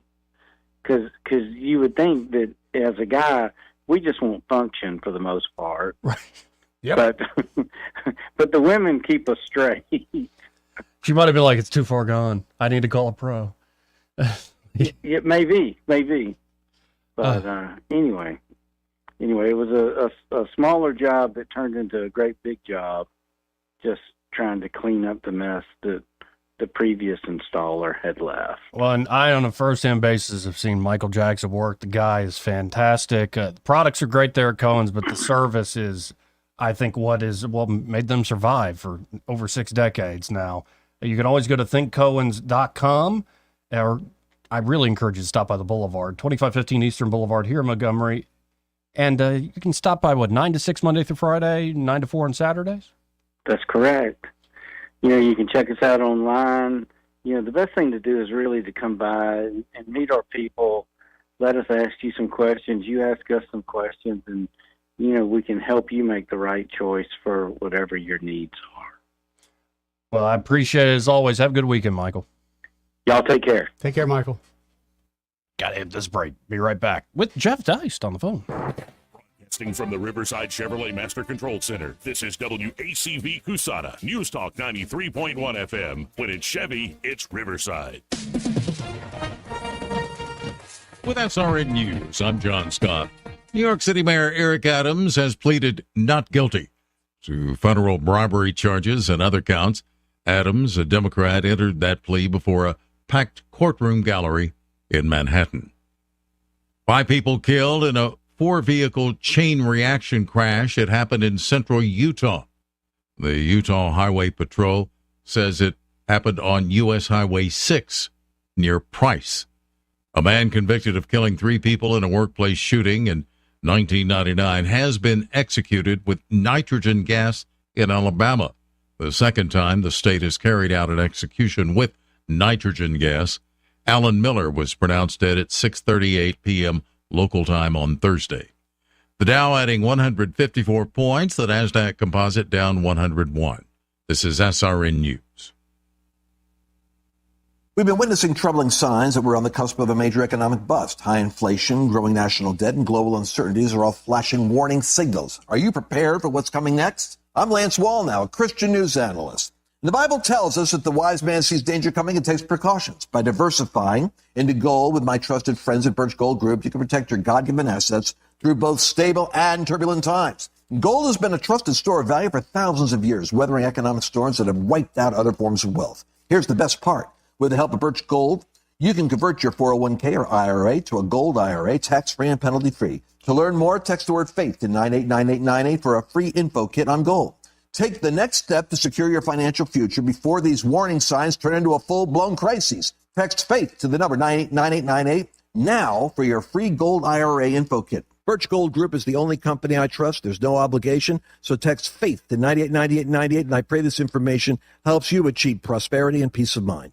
Rich Thomas Weather, a service of Wiley Sanders Truck Lines, where dump truck drivers are in demand. Wiley Sanders is on the grow. We need dump truck drivers now. Call 855-77-9785.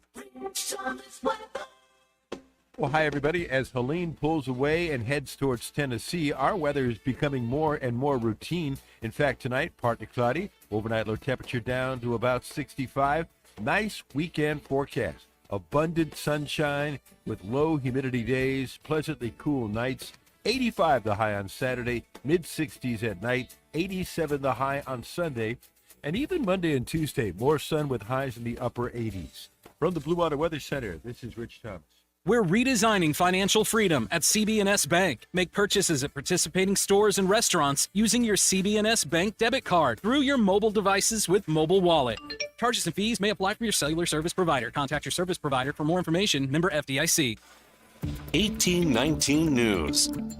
A Tuscaloosa businessman has brought parts of the unused border wall that was first created by Donald Trump to the state of Alabama. The move from Stan Pate comes ahead of Donald Trump's visit this weekend to attend the Alabama-Georgia football game. Pate says that he bought the steel panels in a government auction for $5 a piece. Pate has now shipped the 40,000 pounds, 8-foot by 33-foot panels to show how much the government is wasting U.S. taxpayer money. Pate is also pointing out that Kamala Harris is the one who stopped the construction of the border wall and is currently engaged in scrapping out perfectly good steel that has now been sold for pennies on the dollar to what it cost to create. Pate wants Americans to decide if they're going to believe what Harris says about the border or what Harris has done about the border. Pate has not yet determined how he will be using these pieces of border wall in the future. I'll be back with more Alabama stories after this. Are you enjoying 1819 News? If so, consider joining 1819 News as a member. As a nonprofit news organization, we depend on the support of Alabamians like you. Memberships start out as little as $5 a month, and you'll get access to exclusive content only offered to our members. You'll be supporting independent journalism done by people who cherish Alabama values. Become a member today by visiting 1819news.com and clicking Become a Member. That's 1819news.com and click Become a Member today. Well, it's now called Tropical Storm Helene after the Category 4 hurricane made landfall and weakened along the Florida Panhandle on Thursday. The Wiregrass region of Alabama saw the effects of the storm with loss of electricity. The Wiregrass Electric Cooperative now says the majority of homes have power restored as of this morning. I'm Andrea Tice. For more news affecting Alabamians, go to 1819news.com. And while you're there, subscribe to the daily newsletter. This hour of News and Views is brought to you by our good friends at Cole Plumbing, 279-8919. Cole Plumbing is number one in the number two business. You don't have to dig a hole. They have proprietary pipelining technology. Ask them about their tankless water heaters. Remember, when you have trouble with your bowl, call on Cole. Looking for insurance, or maybe you're just not satisfied with your current carrier? How does quality coverage with local service and competitive rates sound to you? The folks at Stark Agency offer just that. Whether you need insurance for your business, car, home, or life, Stark Agency can help. As an independent insurance agency with over 20 of the top insurance carriers, Stark is sure to find the perfect match for you and your loved ones. Visit their site at starkagency.com or give them a call at 334-263-5535 for a quote today. The views and opinions of the following program are solely those of the host and other contributors. These do not necessarily represent those of Liberty Acquisitions 825, Blue Water Broadcasting, its management, staff, or any advertisers.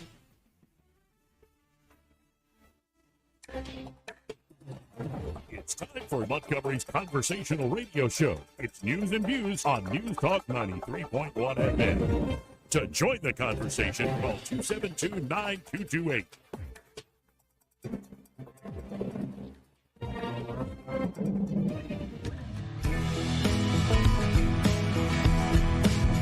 In politics, man must learn to rise above principle. Is cocaine a stronger up? Yeah. So you're way up with cocaine more than anything else you can think of. Cocaine will turn you into a damn owl, homie. You know what I'm saying? Joey Clark. Welcome back to News and Views in the Afternoon. Both Eddie Bader and Craig Monger still here. Eddie, how many cookies have you eaten? 2.25. Yeah, 2.25. You've eaten 2 1/4 of those massive M&M cookies. Mm-hmm. But I didn't have any lunch. So Do you realize that would be gone if I were you? I don't understand those. It's all about self-control. Half I restraint. don't know how you guys just don't have self-control like this. It's just like that. I know y'all are the fathers in here, but just you're a child sometimes. Oh, yeah. And as you get older. Wearing your motocross shirt, drinking you. it down with a Dr. Pepper. My Driving God. a big old jacked up truck that I should have, sold 20 years ago. Hey, dude! I'm telling you, when I have my once weekly high refeed days, I eat like a child. It's See, but you earned it Pop-Tarts then. and Fruit Loops. You earned it then. Dude, I'm 54 years old. I earned it just by waking up. Dude, you know what? You know what rules, by the way, that you wouldn't expect to? Freaking Eggo waffles. I remember them stinking when I was a kid. I love Eggos, man. They're so good. Guys, we have a guest on the phone. Tell bet me he Jeff, likes Eggos tell too. me Jeff Dice doesn't like Eggo waffles, and I will not believe you. Jeff Dice is on the phone now. Hey, Jeff. Hey, good afternoon, Joey Clark. How are you doing today? Sounds like some high-tone discussion over there Very. in the newsroom today. But do you like Eggo waffles, sir? No. Oh. Thank you. Jeff likes food, not whatever that is. My goodness. No, we covered men. Like, men seem to be a problem for Kamala Harris. And we covered what is a man and all this stuff in the first hour. When you see the man problem Kamala Harris has and them pushing Doug and Tim Walz, I mean, why isn't this working, Jeff? Like, why is Kamala not able to speak to men? Well, the flip side, Joey, is, of course, the woman problem that the conservatives and Republicans apparently have as well. And there's a huge divide on the Republican side in terms of voters as well. So it appears to be, among other things, an election that divides us along sex lines, not just political lines. So, I don't think Tim Walz is fooling anyone. I think he's a really nasty piece of work and a very sort of fake guy's guy. And that's the kind of thing that can't be faked. And one of Trump's charms, such as they are, is that he never tries to be anything he's not. If he were to go to meet a bunch of a bunch of hunters in Wisconsin somewhere, he'd be in that same New York suit and tie as he would be meeting the Queen of England. So he doesn't go for that roll up your sleeves, aw shucks look that Walz attempts. And it's these are not populists. These are not ordinary folks. These are left-wing folks, and I don't think it's going to work. Yeah, and then the second hour, we got into geopolitics. And again, for folks who don't know, Jeff Dice, Jeff was chief of staff to Ron Paul for many years, president of the Mises Institute, and in particular, your work with then Congressman Paul. How much of this did y'all see coming? Let's say just the Ron Paul folks. How much did y'all see coming in terms of the mess of American geopolitics? Let's start the clock, say, after 9/11. Like, did you all really suspect this is going to get worse before it ever gets better? Yeah, the division is, of course, one thing, but the mechanics, the structure of debt and deficits, and the overlay of foreign policy and entitlements, I think we did see coming, because in the early 2000s, George W. Bush entered office with about $5 trillion in debt in January of 2001. And then I would argue that three things occurred in the very short term in the early 2000s that forever altered that budget prospect of America. First was 9/11, which sent our foreign policy into hyperdrive in the Middle East, and, starting wars that we didn't pay for that cost trillions of dollars, not to mention the VA care. The second was the passage of the Medicare Part D Prescription Drug Act, which George W. Bush wanted to have passed to help him win seniors against John Kerry in the 2004 election. So that set of course, spending into hyperdrive. And then finally was just the No Child Left Behind legislation, which forever altered or basically finally and fully federalized education. That was actually originally a Ted Kennedy bill that the Republicans embraced to their detriment. And, of course, that means that at least in the public school system, we will never have a truly educated population ever again. And so I think if you put those three things in a blender, you actually find out that the early 2000s were a pivot point for America in the sense that even if there was a lot of political strife, you still could have mechanically dealt with the debt and deficits and entitlements, just a little over 20 years ago. And yet here we are today. Yeah, and also in the first hour, when we got up into the men-women conversation, I recently was watching with my grandfather last night, this new Vince McMahon documentary out on Netflix. And one thought that came from watching this thing is when you look at, say, not just wrestling, but entertainment in general, where the culture was in the late 90s, early 2000s, especially before 9/11, we're very proud, we feel very powerful, but everything is so hedonistic, like ultra sexuality and depraved sexuality, ultra violence everywhere. And it seems like we're also kind of paying the price for what we've done to ourselves in terms of our cultures. And maybe the two go together. The sort of the Leviathan state at home and abroad goes with the loss of, say, wholesome values, right? Oh, no question about it. I mean, as the state expands, I think private virtue shrinks. There's no question about that. I mean, what is the governing regulator in society? Well, it used to be one's upbringing, one's family, one's morality, not simply the fear of being arrested or sued or something like that. And it seems that, we've seen this in Europe as well, is that, the less internal control people have, the more external control they seem to accept. And I would say that the surveillance state put into place again by conservatives under the auspices of fighting terrorism after 9/11. And I refer specifically to the so-called Patriot Act, the creation of TSA at the airport, the Department of Homeland Security, all of which were sold to the American public as something quite different than they actually are. These things have, I think, a resultant effect on morality and behavior. I don't think there's any question about it. Yeah, and it's hopefully, I think some people are reformed. Even some of the worst offenders seem to. It's a weird time, and it almost feels like there is a sort of rising darkness. But part of that, I think, is some people turning over a new leaf or repenting. I just the excesses of, say, the sexual revolution, all these cultural revolutions.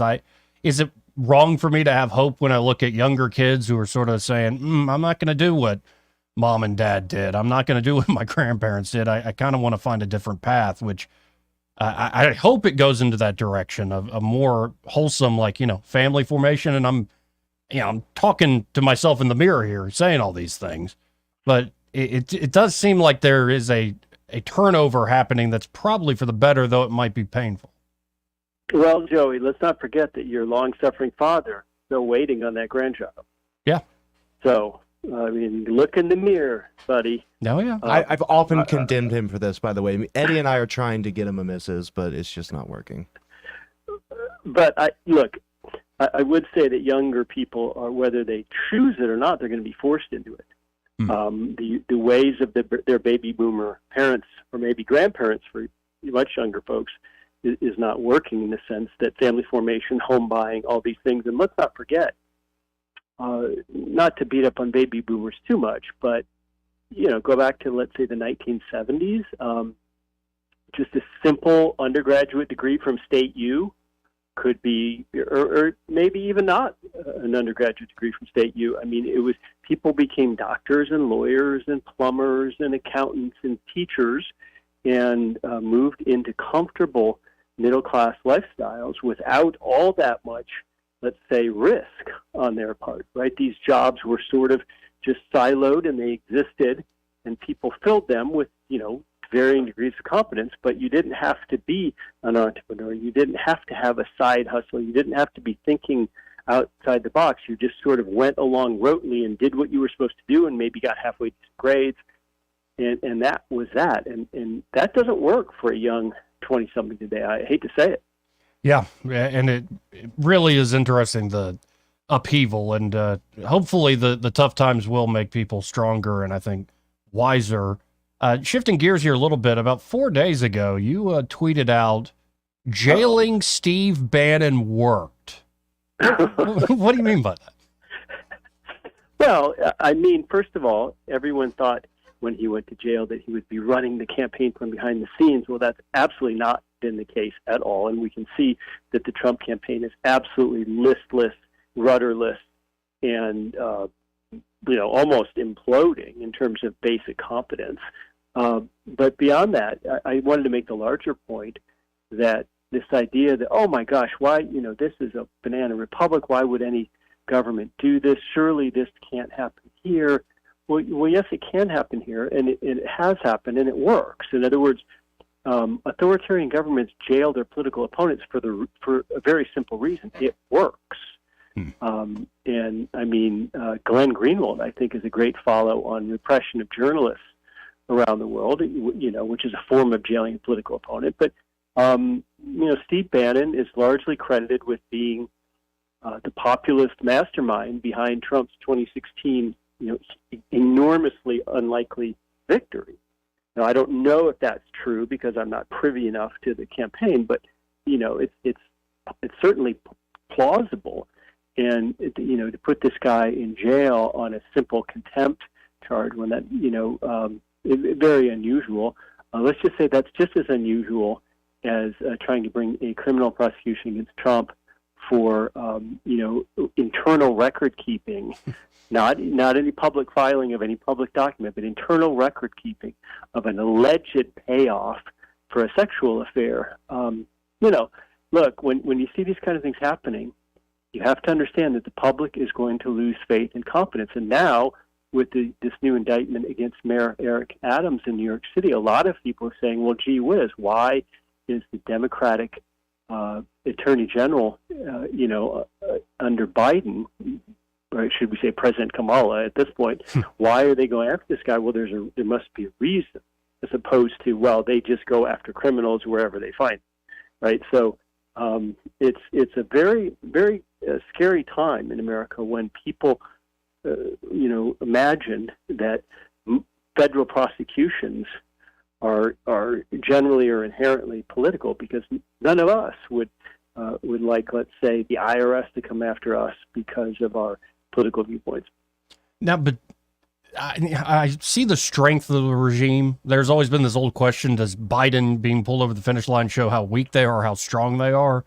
And when I see how quickly they've propped up Harris, I get both feelings. Like, man, look at the strength of the propaganda to take her from the most unpopular vice president in our history to make her like the next new Obama, the great big thing. But then I watch Kamala Harris on MSNBC with Wednesday Addams, or whatever that woman's name is, or Oprah Winfrey. I'm like, are people really buying this, that she's the moderate middle class person? It just seems so fake and flaccid, for lack of a better word. Well, it's remarkable, though. We have this mimetic culture where things that used to take months or even years of diligent PR work to spread can now be done in just a very short period because of the digital nature of how we all consume information. And so it is pretty remarkable. I mean, if you had joked a year ago that they would that the Democrats would nominate Kamala Harris against a field of whether Biden wouldn't run or any number of candidates, everyone would have just laughed. And of course now it's not so funny anymore. And so there is a tendency, I think, just in the human psyche, tribal as we are, to fall into line and to start nodding along to something that everyone knew was untrue, just just a few months ago. So it speaks to not only political persuasion, but that we are not the hyper rational animals that the Enlightenment thinks we are, and that there's a marketplace of ideas, and over time the best ideas win out. That just isn't true. I mean, human beings are deeply wedded to narratives, and it's part and parcel of the human psyche to tell stories to explain the world. And so a story must be told to explain why Kamala Harris, who is by all appearances nearly an imbecile, who can't keep a coherent thought in her head and struggles to do even a 20-minute interview, that she is suddenly this enormous figure who is clearly qualified to be president of the United States. I mean, that requires some pretty heavy myth-making, and that's what's happening. Well, I'm pretty much out of time here. If folks want to check out what you're writing about, thinking about, how can they do so, Jeff? Well, just please follow me on Twitter at Jeff Deist, JEFFDEIST, all one word. Well, appreciate it. Let's do it again soon. Thank you, sir. Okay, gentlemen. Great to talk to you. See you, bud. Again, folks, Jeff Deist, always appreciate his time. Guy's got a lot of insights. And, he's right. I need to get on with making those grandchildren, making a grandfather out of my own father. The thing is, I think the long part's going to be fun, and the right woman, that the other part is pretty quick. Sure. You haven't been tested. You haven't been tested. Haven't been tested. What do you mean? I don't know if your stuff's good. Might steal a line from Jeff Deist, say you're a near imbecile. I might steal a line from the doctor, said, son, you might be firing blanks. Oh. Need to get that tested once in a while. No, I think that test could be done via the mail now these days. What? Yeah. Via the mail. Yeah. Well, I mean, like they mail. I thought you said via a mail. Well, I'm like, what? Whatever floats your boat, yeah, Captain. that's what you're into there, boss. But no, they can ship it to you, and you just ship it back. You don't even have to go to a weird hospital and have an overweight black lady judge you when she hands you your little they're very judgy little too, bottle. by the way. Ask me how I know. Yeah. They've judged you? There's a lot to judge. There's not a way to make that interaction not uncomfortable. Yeah. This was years ago when I had to go to the hospital and get my stuff checked out, and it was just like, okay. Oh, what do you boys hit the for? And you know the stupidest thing about that was literally a week after I went and got the test, before I got my results back, my wife got pregnant. So I had to undergo that humiliation for no good reason whatsoever. Science, folks. We got to hit this break first. This part of the program brought to you by Clearwater's Property Management. There at Clearwater's, Reed Waters and the team are ready to help you with tree trimming. Yeah. Or stump grinding. Or full-on tree removal. Could be you got a leaner on your property. Ooh, or you're like, good.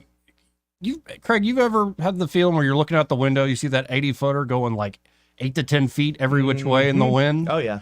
That's not fun, is it? No. And so, folks, if you're worried about a tree falling on your home, on the truck, just falling on your land, it's a hassle anyway. They can remove that tree. Maybe it already fell and you want it removed. They can do that there at Clearwater's Property Management. And, of course, trimming things back, whether it's just for aesthetic reasons or line-of-sight reasons. It could be branches hitting up against the side of the house. They can trim those branches back. And stump grinding, pretty straightforward. It looks a lot better when you get rid of that stump, and it doesn't attract all those nasty critters that stumps tend to. Clearwater's Property Management can help you across the board in that regard. So call them today at 430-0376. That's 430-0376. And be sure to tell them that Joey, that fella from the radio, sent you. He may not know whether he's coming or going, but whether you're going to work or coming home, Greg Budell is there. Mornings, 6 till 9, and afternoons, 3 till 6. Only on News Talk 93.1 FM, WACV. Hey, Montgomery, ready to have some fun and support a great cause? Join us as WAKA celebrates 10 amazing years of Tickled Pink at the Tickled Pink Out Party. On Saturday, September 28th from 9 a.m. to 3 p.m., head down to Riverwalk Stadium. It's going to be a day packed with family-friendly fun for everyone. Over 70 local vendors will be there offering shopping, health and wellness info, and more. We've got a kids area with bounce houses, RC fun, games, and even your favorite characters. And for the football fans, we haven't forgotten you. Check out the Man Cave area to catch the college games. Hungry? Numerous food trucks and concessions will be ready to serve up delicious eats all day long. Plus, we're giving away cash and prizes. And don't miss the big moment. Our Survivor Makeover winner will be revealed with a stadium parade honoring all breast cancer survivors. So grab your pink gear year and join us. All proceeds go to the Cancer Wellness Foundation. Kids 12 and under get in free. Go to WAKA.com to purchase your tickets today. Let's paint the town pink, Montgomery. This is your roving reporter, and today I am talking with an elk. Hey man, Mr. Elk, I was just wondering, what do elk do to take care of their money? Well, like most smart folks, we call David Ernest. You mean Alabama's most favorite asset preservationist? That's him, man. We call him up at 334-279-7431 or 205-479-0839. I see. Yes, he is our preferred money man. The money man with the money plan. You've been paying attention. Well, could you give us those numbers one more time? 334-279-7431 or 205-479-0839. And I just want to try to give you a heads up, man. Oh, what's that? I'm not an elk. Not an elk, huh? Well, then, pray tell, what are you? Knights of Columbus. I am not even going to make a comment. Well, the baby liked it. For too long, Alabama's statewide news companies have shamed us for our conservative Christian values. Alabama deserves a news company that cherishes our culture, a company that isn't bought and paid for by the powers that be. 1819 News is that company. Run by Alabamians for Alabamians, 1819 News celebrates what is good and beautiful about our state, while exposing those who work against our values in secret. Just go to 1819news.com to learn more. Subscribe to our newsletter. That's 1819news.com. This hour of News and Views is brought to you by our good friends at Cole Plumbing, 279-8919. Cole Plumbing is number one in the number two business. You don't have to dig a hole. They have proprietary pipelining technology. Ask them about their tankless water heaters. Remember, when you have trouble with your bowl, call on Cole.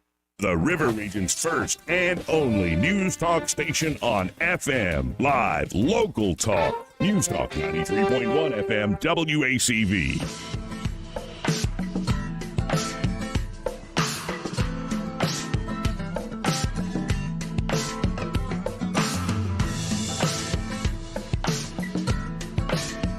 Welcome back. I'm sorry about the cameras there. I just got caught up reading some of our comments. Oh, and there have been a lot of comments, and the latest one is from M. Hogan. It says Joey is so virile, vigorant, and potent, that he could walk past the Venus de Milo and impregnate it. I better be careful. You're not as young as you used to be. That's true. Remember that. No, that's true. You lose a little bit over time. Actually, I know. You make more boys when you're younger than you do when you're older. Really? A little Hyundai. Really? Yeah. Hyundai study we did. Yeah. A Hyundai study? Yep. Well, you've got quite the pool of people to study out there. Like, was this controlled study or? Between us, yeah. We felt it was. We felt very comfortable in it. Right. We did. And then we came up with what we think to be the truth. The older you get, perhaps the less testosterone you have, perhaps. Maybe. You seem to make more females than you do males. Oh, we had all kinds of science out there. I worked in a lab. You did? Oh, man. Yeah. Let's go to Gene. Hey, Gene, how you doing? Just fine. How's Miss Lucy doing? Wonderful. She's now walking. Oh, crawling around, and yeah, I mean she's got wheels now, so to speak. And this show today will be a replay for next Friday, as I'm going up with the family to visit her and my brother. Oh, wonderful! Yeah, awesome. Well, that's wonderful. All right, I had lost my cell phone, and by the time I'd get out here, you would be gone. But I'm here, so y'all be careful going up there here. Yes, ma'am, we will. Take care, Gene. All right, love you. Love you, hon. Too. Yeah, she calls every once in a while, and she just wants to know about Lucy. Make sure everything's still good there. No, good. That's a good thing to have. Real good. And, modern tech is pretty nice in that regard. Yeah. Like, you literally every day they're sending, or pretty frequently they're sending photos.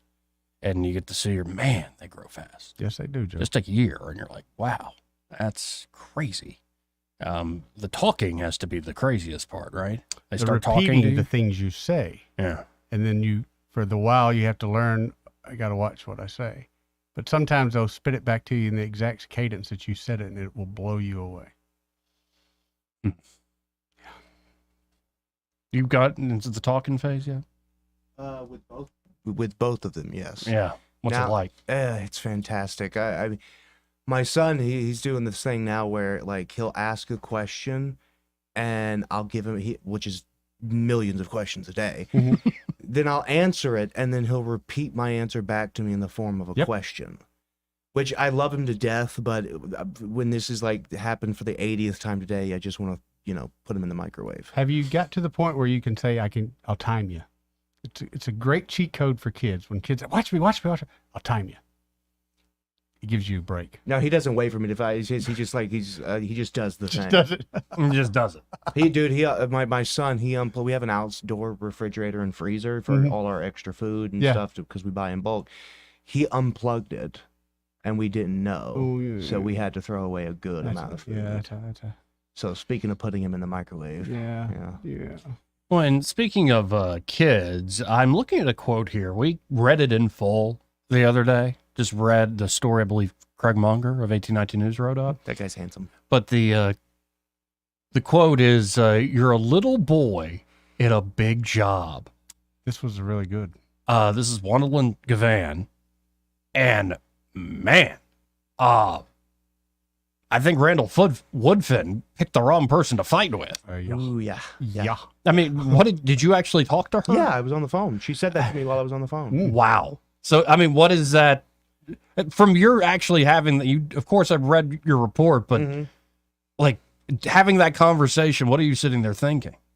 She was saying, and I was like, okay, we're on the record, right?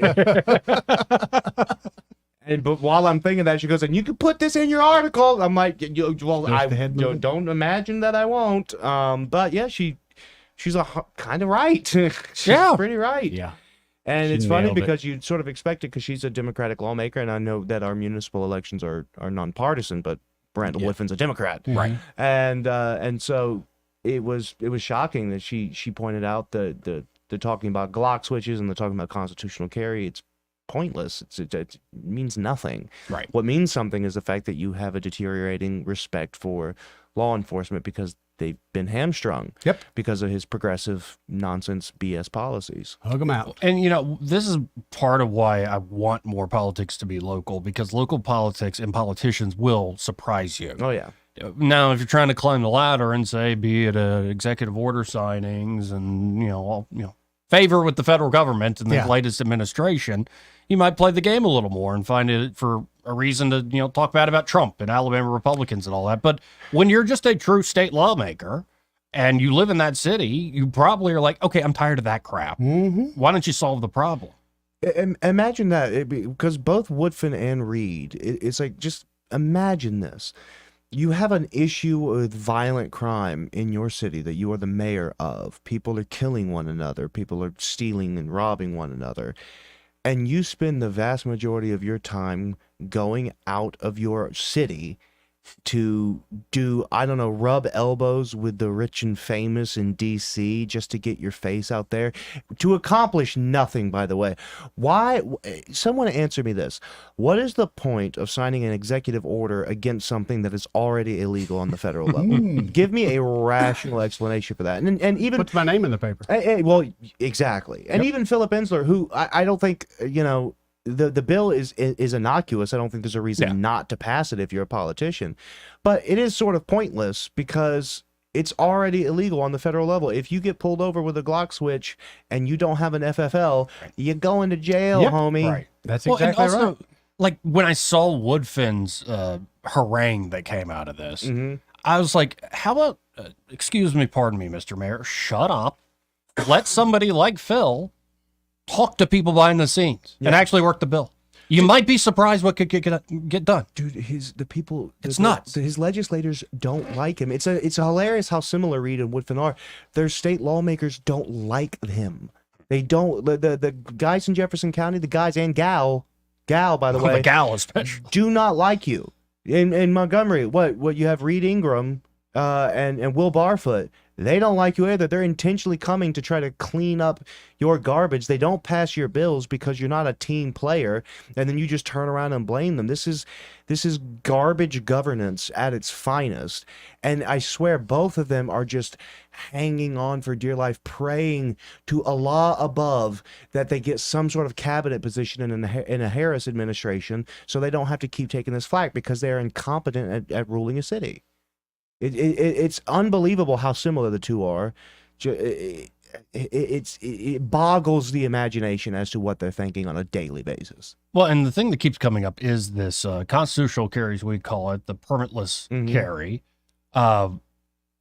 And like you just had a conversation, I believe, with the guy's outgoing now. He's not seeking re-election, Mayor Stimson. Yes. And it's been talked about how the Big Ten mayors really didn't want this law, which is true. The sheriff's departments around the state didn't want the change either. But at this point, is there like a move from the Big Ten mayors to repeal what was passed? Well, that is the rumor was that they were going to be meeting next week in Hoover to discuss or plan some sort of path forward to repeal permitless carry. Now, Mayor Stimson said that they aren't going to do that. This meeting had been planned weeks in advance, but we'll see. They did oppose it. I'm sure they wouldn't oppose a measure that came forward to repeal it, but it wouldn't have a chance in Hades, and it especially wouldn't unless they could get a Republican to carry the bill, and they're just not going to. There's no way that they're going to get a Republican with how hard the Republicans fought for this in 2022. That's just not going to happen. And the point is that the blaming of permitless carry is just so facile on its face. It doesn't.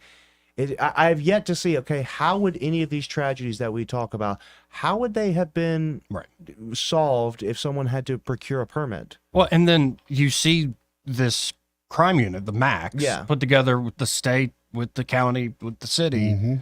And they said they removed something like 304 weapons off the street? Yeah, something like some crazy number, more than they've done recently. And that was always what I was asking. Like, don't y'all have other laws and ways of, like, a criminal is killing people, you can take their weapons? Yeah. Like, I don't know. It boggles the mind that this has become the scapegoat for, and also when I saw the Birmingham shooting and I saw the ranting and raving, I'm like, well, we had Max. It seems to work. Why not have Bax? Now, maybe it requires more personnel, but I imagine, I don't know the sheriff's office up there in Jefferson County, but, I'm sure there's enough people to actually do something. Of course there is, but the problem is, and I've made this criticism of Stephen Reed too, is you are between a rock and a hard place, and that rock is your very progressive base that you've been pandering to for so long with talks of police reform and ending police brutality and all this. So you have to really hamstring the police department. And then the hard place is you have people killing one another at record rates. Yeah. I don't give a damn what the FBI says, by the way. And if you throw those ridiculous statistics in my face, I will send them back at you with a bazooka. That you are stuck because of your garbage progressive ideas that have made you incompetent and incapable of protecting the citizens of your city. So see how well that's working out for you. But that happens in other places too, and those people, they climb up the ladder. So I mean, maybe they don't need to care if they have some sort of upward mobility in mind. Yeah, look at Kamala Harris. Yeah, exactly. Officer Harris. You're burning bridges. You don't care. It's working your way up. I'm trying to think, is anybody right now in the halls of power, say in the state, were they ever mayors? Say that again? Like, did anybody they were a mayor for a while, and they became a state senator, or they became a governor, or they became a lieutenant governor, secretary of state? I feel like there's one, I just can't think of one. Yeah, I don't know. I think that'd be the natural progression, but... Well, no, a lot of times the progression is like mayor to, like I said, some cabinet position, or to to a federal position like that, even Congress or the Senate. Well, and you would think being a mayor gives you fantastic experience, at least understanding here's how administration works, and you could be a very valuable player in a lot of ways at the state level. I guess Tommy Battle's name gets thrown out there, the mayor of Huntsville. Yeah. For potentially running for higher office here in the state. We'll see. Yeah. That is where all the people in the money are. That area of the state. Well, but that's also where all the new people are coming from, which is why Huntsville is the Austin, Texas of Alabama. Notice that. I hadn't been up there in a long, long time. It's nothing to write Getting home a about. lot of a lot of friends up there. A lot of people. Realtors. Realtors. Yeah. Yeah, you know. Lots of. Wait, you're friends with realtors? Few, very few. Yeah. He's a fakter. He's not a realtor. Very few. We gotta hit another break. First, this part of the program brought to you by River Region Contracting. And there at River Region Contracting, Todd Clark and his team are ready to help you out with that roof. It could be an asphalt or a metal roof. You need it inspected on a regular basis. You know, each can have their own unique problems, like you saw with your metal roof. What it was the rubber seal started. Little to rubber dry seals rot. around the screws that kind of keep things sealed up. And sure enough, they were rotting out, and it showed because, of course, you'd see a little hole there. But also, some of the screws were rusty. Oh, okay. Yeah. So it was great, man. I got them to replace all the screws. Took like a day and a half. And my worry, just me, I might have flat tires. Yep. I mean, that's my worry. They're going to drop some screws. They're going to drop some nails. It's been probably right at a year now. We have never found one screw, one nail, or anything from that roof job. Yeah, they show up on time. They do the job for how much they said it was going to cost. Yes. And they do it well. And they don't leave a big mess behind. And here's the great news. If you're just looking for an inspection, their inspections and estimates are always free there at River Region Contracting. And they're insurance specialists. So if they do find a problem with your roof, your insurance company might cover. They can walk you through that claims process and make it easy, which is not something you normally think of when it comes to a claims process with your insurance company. Right. That's how good they are there at River Region Contracting. Call them today at 356-8635. That's 356-8635. And be sure to tell them that Joey and Eddie, those fellas on the radio, sent you. Want to carry News Talk in your pocket? Download the News Talk 93.1 app from the App Store. Available on iPhone and Android. Never miss a moment. Download now. If you need to rent equipment, you need it fast. You need it to be right, and you need it to be easy. In other words, you need Thompson Rents. We know exactly what you need because we live and work where you do. Our business is homegrown and local, just like yours. Since 1957, Thompson has been with you every step of the way, with equipment to rent or buy that fits your needs and your budget. Today, we've got it all, like Cat compact equipment to rent or buy, including skid steers, backhoes, and mini excavators. Plus, allied brands like Genie, Toro, Almond, and Finn, with pumps, aerial lifts, carry deck cranes, light towers, and more. All backed by people you probably not only know and like, but who you can absolutely trust. So visit ThompsonRents.com for more details or the location near you. Thompson Rents. We're here for you. Don't you love the feeling of coming home to a clean house? Let Southern Bell's cleaning service get your home in order. Families in the River Region trust Southern Bell's because they know Callan and Jesse will show up on time and believe in cleaning the old-fashioned way. They bring all their own supplies and specialize in full-service, residential, commercial, vacant properties, and construction cleanup. Estimates are always free. Call Southern Bells today at 546-0715 or follow them on Facebook at Southern Bells Cleaning River Region. Hey there, this is Hannah Grantham with Forest Meadows Homes and Land. And since my partner Eddie Bader and I started advertising with Blue Water Broadcasting, we've seen the results from it daily. Blue Water Broadcasting has become a second family, and I recommend them to anyone looking to advertise their business. Radio works. It's as simple as that. Call us to find out how radio can work for your business. Blue Water Broadcasting. Local folks helping local business. This hour of News and Views is brought to you by our good friends at Cole Plumbing, 279-8919. Cole Plumbing is number one in the number two business. You don't have to dig a hole. They have proprietary pipelining technology. Ask them about their tankless water heaters. Remember, when you have trouble with your bowl, call on Cole. Rich Thomas Weather, a service of Riverside Chevrolet Wetumpka. If it's Chevy, it's Riverside. Best price, best selection. Check them out on the web at riversideusa.net. Well, hi, everybody. As Helene pulls away into the Tennessee Valley, weather across our state returning to normal. Partly cloudy tonight. Overnight low temperature down to about 65. Then for tomorrow, look for a good bit of sunshine. It's going to be a nice weekend. I think we're going to be seeing temperatures in the middle 80s for highs, low humidity, lots of sunshine both days, and comfortably cool at night with low temperatures in the low to mid 60s. From the Blue Water Weather Center, this is Rich Thomas. Thank you for voting ASC Credit Union the best credit union in the River Region 6 years in a row. As we celebrate our 70th anniversary, we are proud to be at the top of the list for the best credit union in the hearts of the communities we serve. Live, local talk. The River Region's most trusted voice for news and opinion. News Talk 93.1 FM WACV.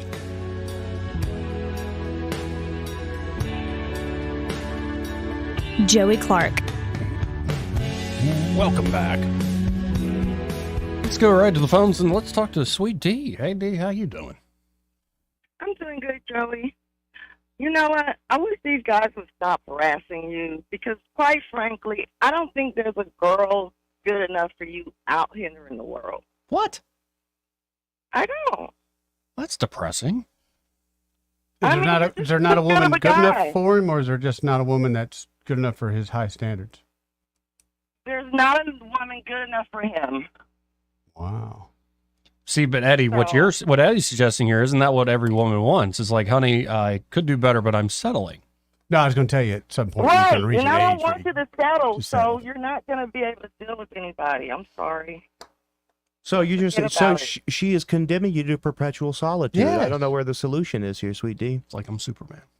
There's no solution. He just needs to be Joey and stop trying. That's the problem. He's not trying. Yeah, that's what I've been doing. I feel great. Stop trying to listen to you guys. Stop trying to listen to you guys. Well, he's not doing that either. Stop trying. He doesn't need to try. He doesn't need to try. The right person will come along if they exist. But It's going to have to be like a DoorDash person. That's the only people that he generally runs He's just into. going to keep ordering sushi until an attractive lady shows up and he's like, hey, I can't eat all this by myself. Unless we can find a great convenience store person, because I know you get gas. and So we'll he's get you a little going to dip find the stuff. right person at the aquarium or something like that. A mermaid. Well, thank you for And, sticking up for me, D. I appreciate it. I mean, you're just too quality of a guy to deal with this riffraff that's out here right now. Methinks the lady wants you all to herself, Joseph. Yeah. We did say something about making khaki babies one day. Yeah, I do Well, remember we that. still got a few years on that, Joey, but really and truly, Like, if they're not up you to think my you're Sweet standards. D. Okay, you busted me. Okay. Hey, you know what, Sweet D? You got to put yourself out there sometimes, and miracles happen. No, I'm not going to put myself out there. Joey knows where I live. He's been in my house before. Oh, has he? Yes, a lot. Thank you. You just got outed on the radio, homie. buddy. Yeah. Is this like a so Tyler mind Durden your situation? business. What the heck? Is what? Is this like a Tyler Durden situation? You're the I don't Helena even know Bonham what that Carter is. to his don't even worry. Brad Pitt. Fight Club. But listen, Craig, Yes. assalamu alaikum. I heard what you said. Wa alaikum salam. Yeah, they pray to Allah. You are so funny. That's why I love you. And Wa that is alaikum why I salam. tolerate you texting the whole time. I'm not You're texting. supposed to I'm be looking working. in the camera. I'm working. I am We doing want to it. see your face, Craig. You're cute. You're very cute, and I want to see your face. Oh, stop Text with it. the phone up, okay? Stop holding your head down. Yeah, Hold the don't- phone up so we can still see your face. Okay, I promise I will try to remember that in the future. But I am working. I'm not popular enough to text this much. This is all work related. I know you're working. I do enjoy your work. You're a very excellent reporter, okay? Thank you so much. You're so kind. But you guys leave Joey alone. He's settling for no one. Here, He's here. waiting for the right woman at the right time. He doesn't need any kids. Do you remember the old Leave Britney Alone video? We need Sweet Yeah. D to do a Leave Joey Alone There you video. go. I'm serious. Leave Joey alone. Put a sheet behind you, just like leave Joey alone. Yeah, well, okay, guys. That's enough. Love y'all. Love you Love you too. too. Thank you, Sweet D. Favorite call of the week. Favorite right there. call of the day for sure. Favorite call of the week. Well, I've only been here today, so Yeah, that was a great call. Let's see if Charles the First can top that. Hey, Charles. Well, that's quite something to follow right there. Hi, guys. Hi. How you doing, buddy? I'm pretty good. I was wondering if Craig saw where Stephen Reed was on the show, your last interview that I got to talk. Mm-hmm. I was wondering if he was aware that Mayor Reed was wanting to take the ordinance through the court system to try to change permitless carry. I didn't see that interview. I can only tolerate his bloviating for a very limited amount of time. But yeah, I do remember him talking about the ordinance, and the fact is, it's just not going to work. You can't take a city ordinance through the court system and trump state law. It's not going to happen. Well, I told him that this could possibly be handled by the Alabama Ethics Commission for the council or him wanting to purposely disregard state law. It's possible. I mean, if the Ethics Commission were in any way useful or competent or coherent, then you might have a point. But the fact is that I'm pretty sure there are a bunch of disabled cats running the operation over there. Well, yeah, you could be right on that. No, I'm serious. I tried to call them the other week, and it was just a bunch of meowing in the background. Well, and they didn't they get kind of undercut in some kind of way by legislation from this past session? Or No, that they didn't tried pass. to, and it didn't pass. Yeah. They Okay. desperately need some overhauling at the Ethics Commission because it's just I was obviously being hyperbolic, but they are a completely incoherent body. Their usefulness, it's not clearly defined what they do because the rules that they're enforcing are not clearly defined, and that's why so many things go unnoticed pretty regularly. And I wanted to follow up on what I was talking about the Haitian immigration thing. Okay, what I was talking about that allows this and is the standardization for it is the Federal Medical Assistance Program. And remember what I said was whatever state doesn't contribute as much to that gets more taken away from them for having the Haitians here. Got me? To cover all their stuff. Right. I found a court case, and remember I'm not a lawyer, but I found a court case that was the Democrats using it against the Trump administration, but it works to help us in this situation. It has precedent.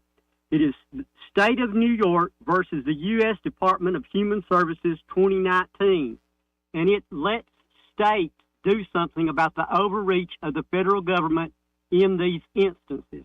And I saw where Ainsworth and Senator Elliott were wanting to do something, and I wanted to put this out there as a way, especially the state's attorney general could potentially do something about what seems like to be an impossible situation. Well, I mean, what would be the do? You said they could do something. What's the something they could do?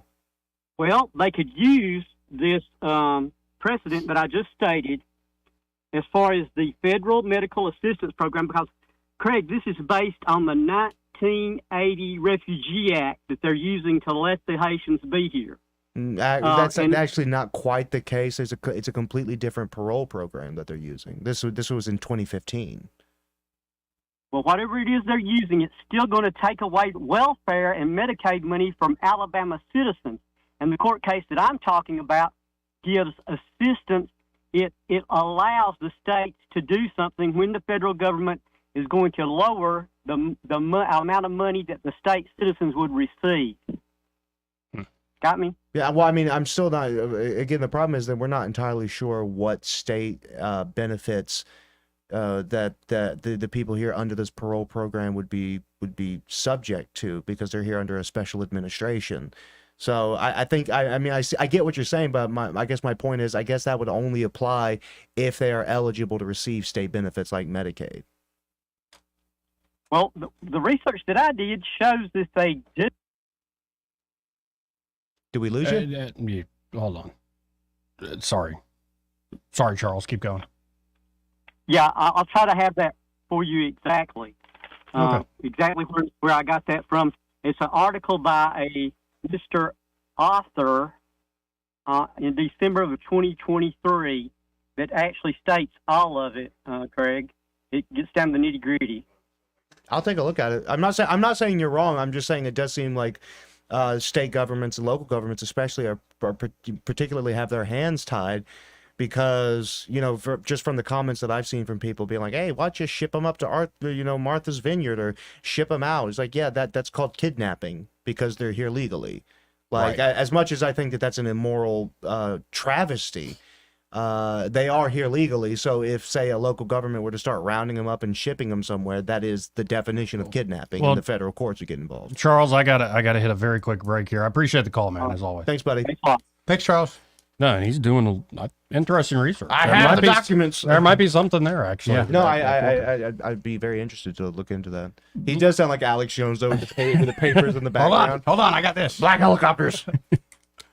We'll be right back. 16-second break. He may not know whether he's coming or going, but whether you're going to work or coming home, Greg Budell is there. Mornings 6 till 9 and afternoons 3 till 6. Only on News Talk 93.1 FM WACV. This hour of News and Views is brought to you by our good friends at Cole Plumbing, 279-8919. Cole Plumbing is number 1 in the number 2 business. You don't have to dig a hole. They have proprietary pipelining technology. Ask them about their tankless water heaters. Remember, when you have trouble with your bowl, call on Cole. The River Region's News Talk station. News Talk 93.1 WACV. News Talk 93.1. Joey Clark. Let's go right to the phones and talk to Ray Bowles from Prattville Carpet. Hey, Ray, how you doing?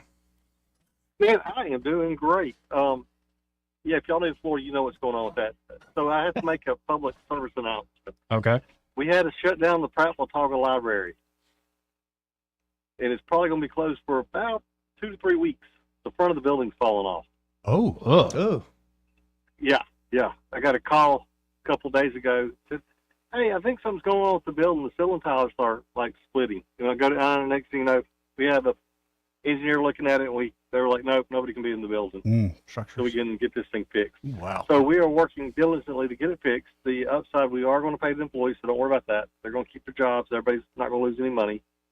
And the city's involved in it, and they're working as hard as they can to get it back up and as quick as possible. Well, I appreciate you letting the folks know, and I hate that, daggum, that's a heck of a problem. Yeah, it's a little bit of a problem, but, it could be worse. We could be down in Florida right now dealing with that. Or in Atlanta, or even in Aiken, South Carolina. They got some big problems up there. But folks, that's right. Yeah, our problems are just minute compared to theirs, so I'm not going to complain. Well, and don't forget, we're giving away a countertop if you come by the store and drop your name in the hat. And that's right. 2201 Cobbs Ford Road, and then major discounts on carpet, on LVP, 285-8117. When you call 285-8117, be sure to tell them you heard Ray on the radio. Guys, y'all have a great weekend. You too, Ray. See you, bro. So what did we learn today, gentlemen? Time flies when you're having fun. I can't believe it was already 3 o'clock. Good show. Yeah. A little funny, a little serious. We learned that Eddie likes to talk about how into food he is, but there's a completely uneaten thing of cookies here. No, how many did you eat? Now 3? I'm up to 3, yeah. Come on. 3. What's that, like 600 calories? It's about discipline, fellas. 1 an hour. That's what I'm doing. It keeps the metabolism burning. I read that somewhere. And on that gluttonous note, we got to get out of here. From the Riverside Chevrolet Master Control Center, this is WACV Cusana, News Talk 93.1 FM. When it's Chevy, it's Riverside.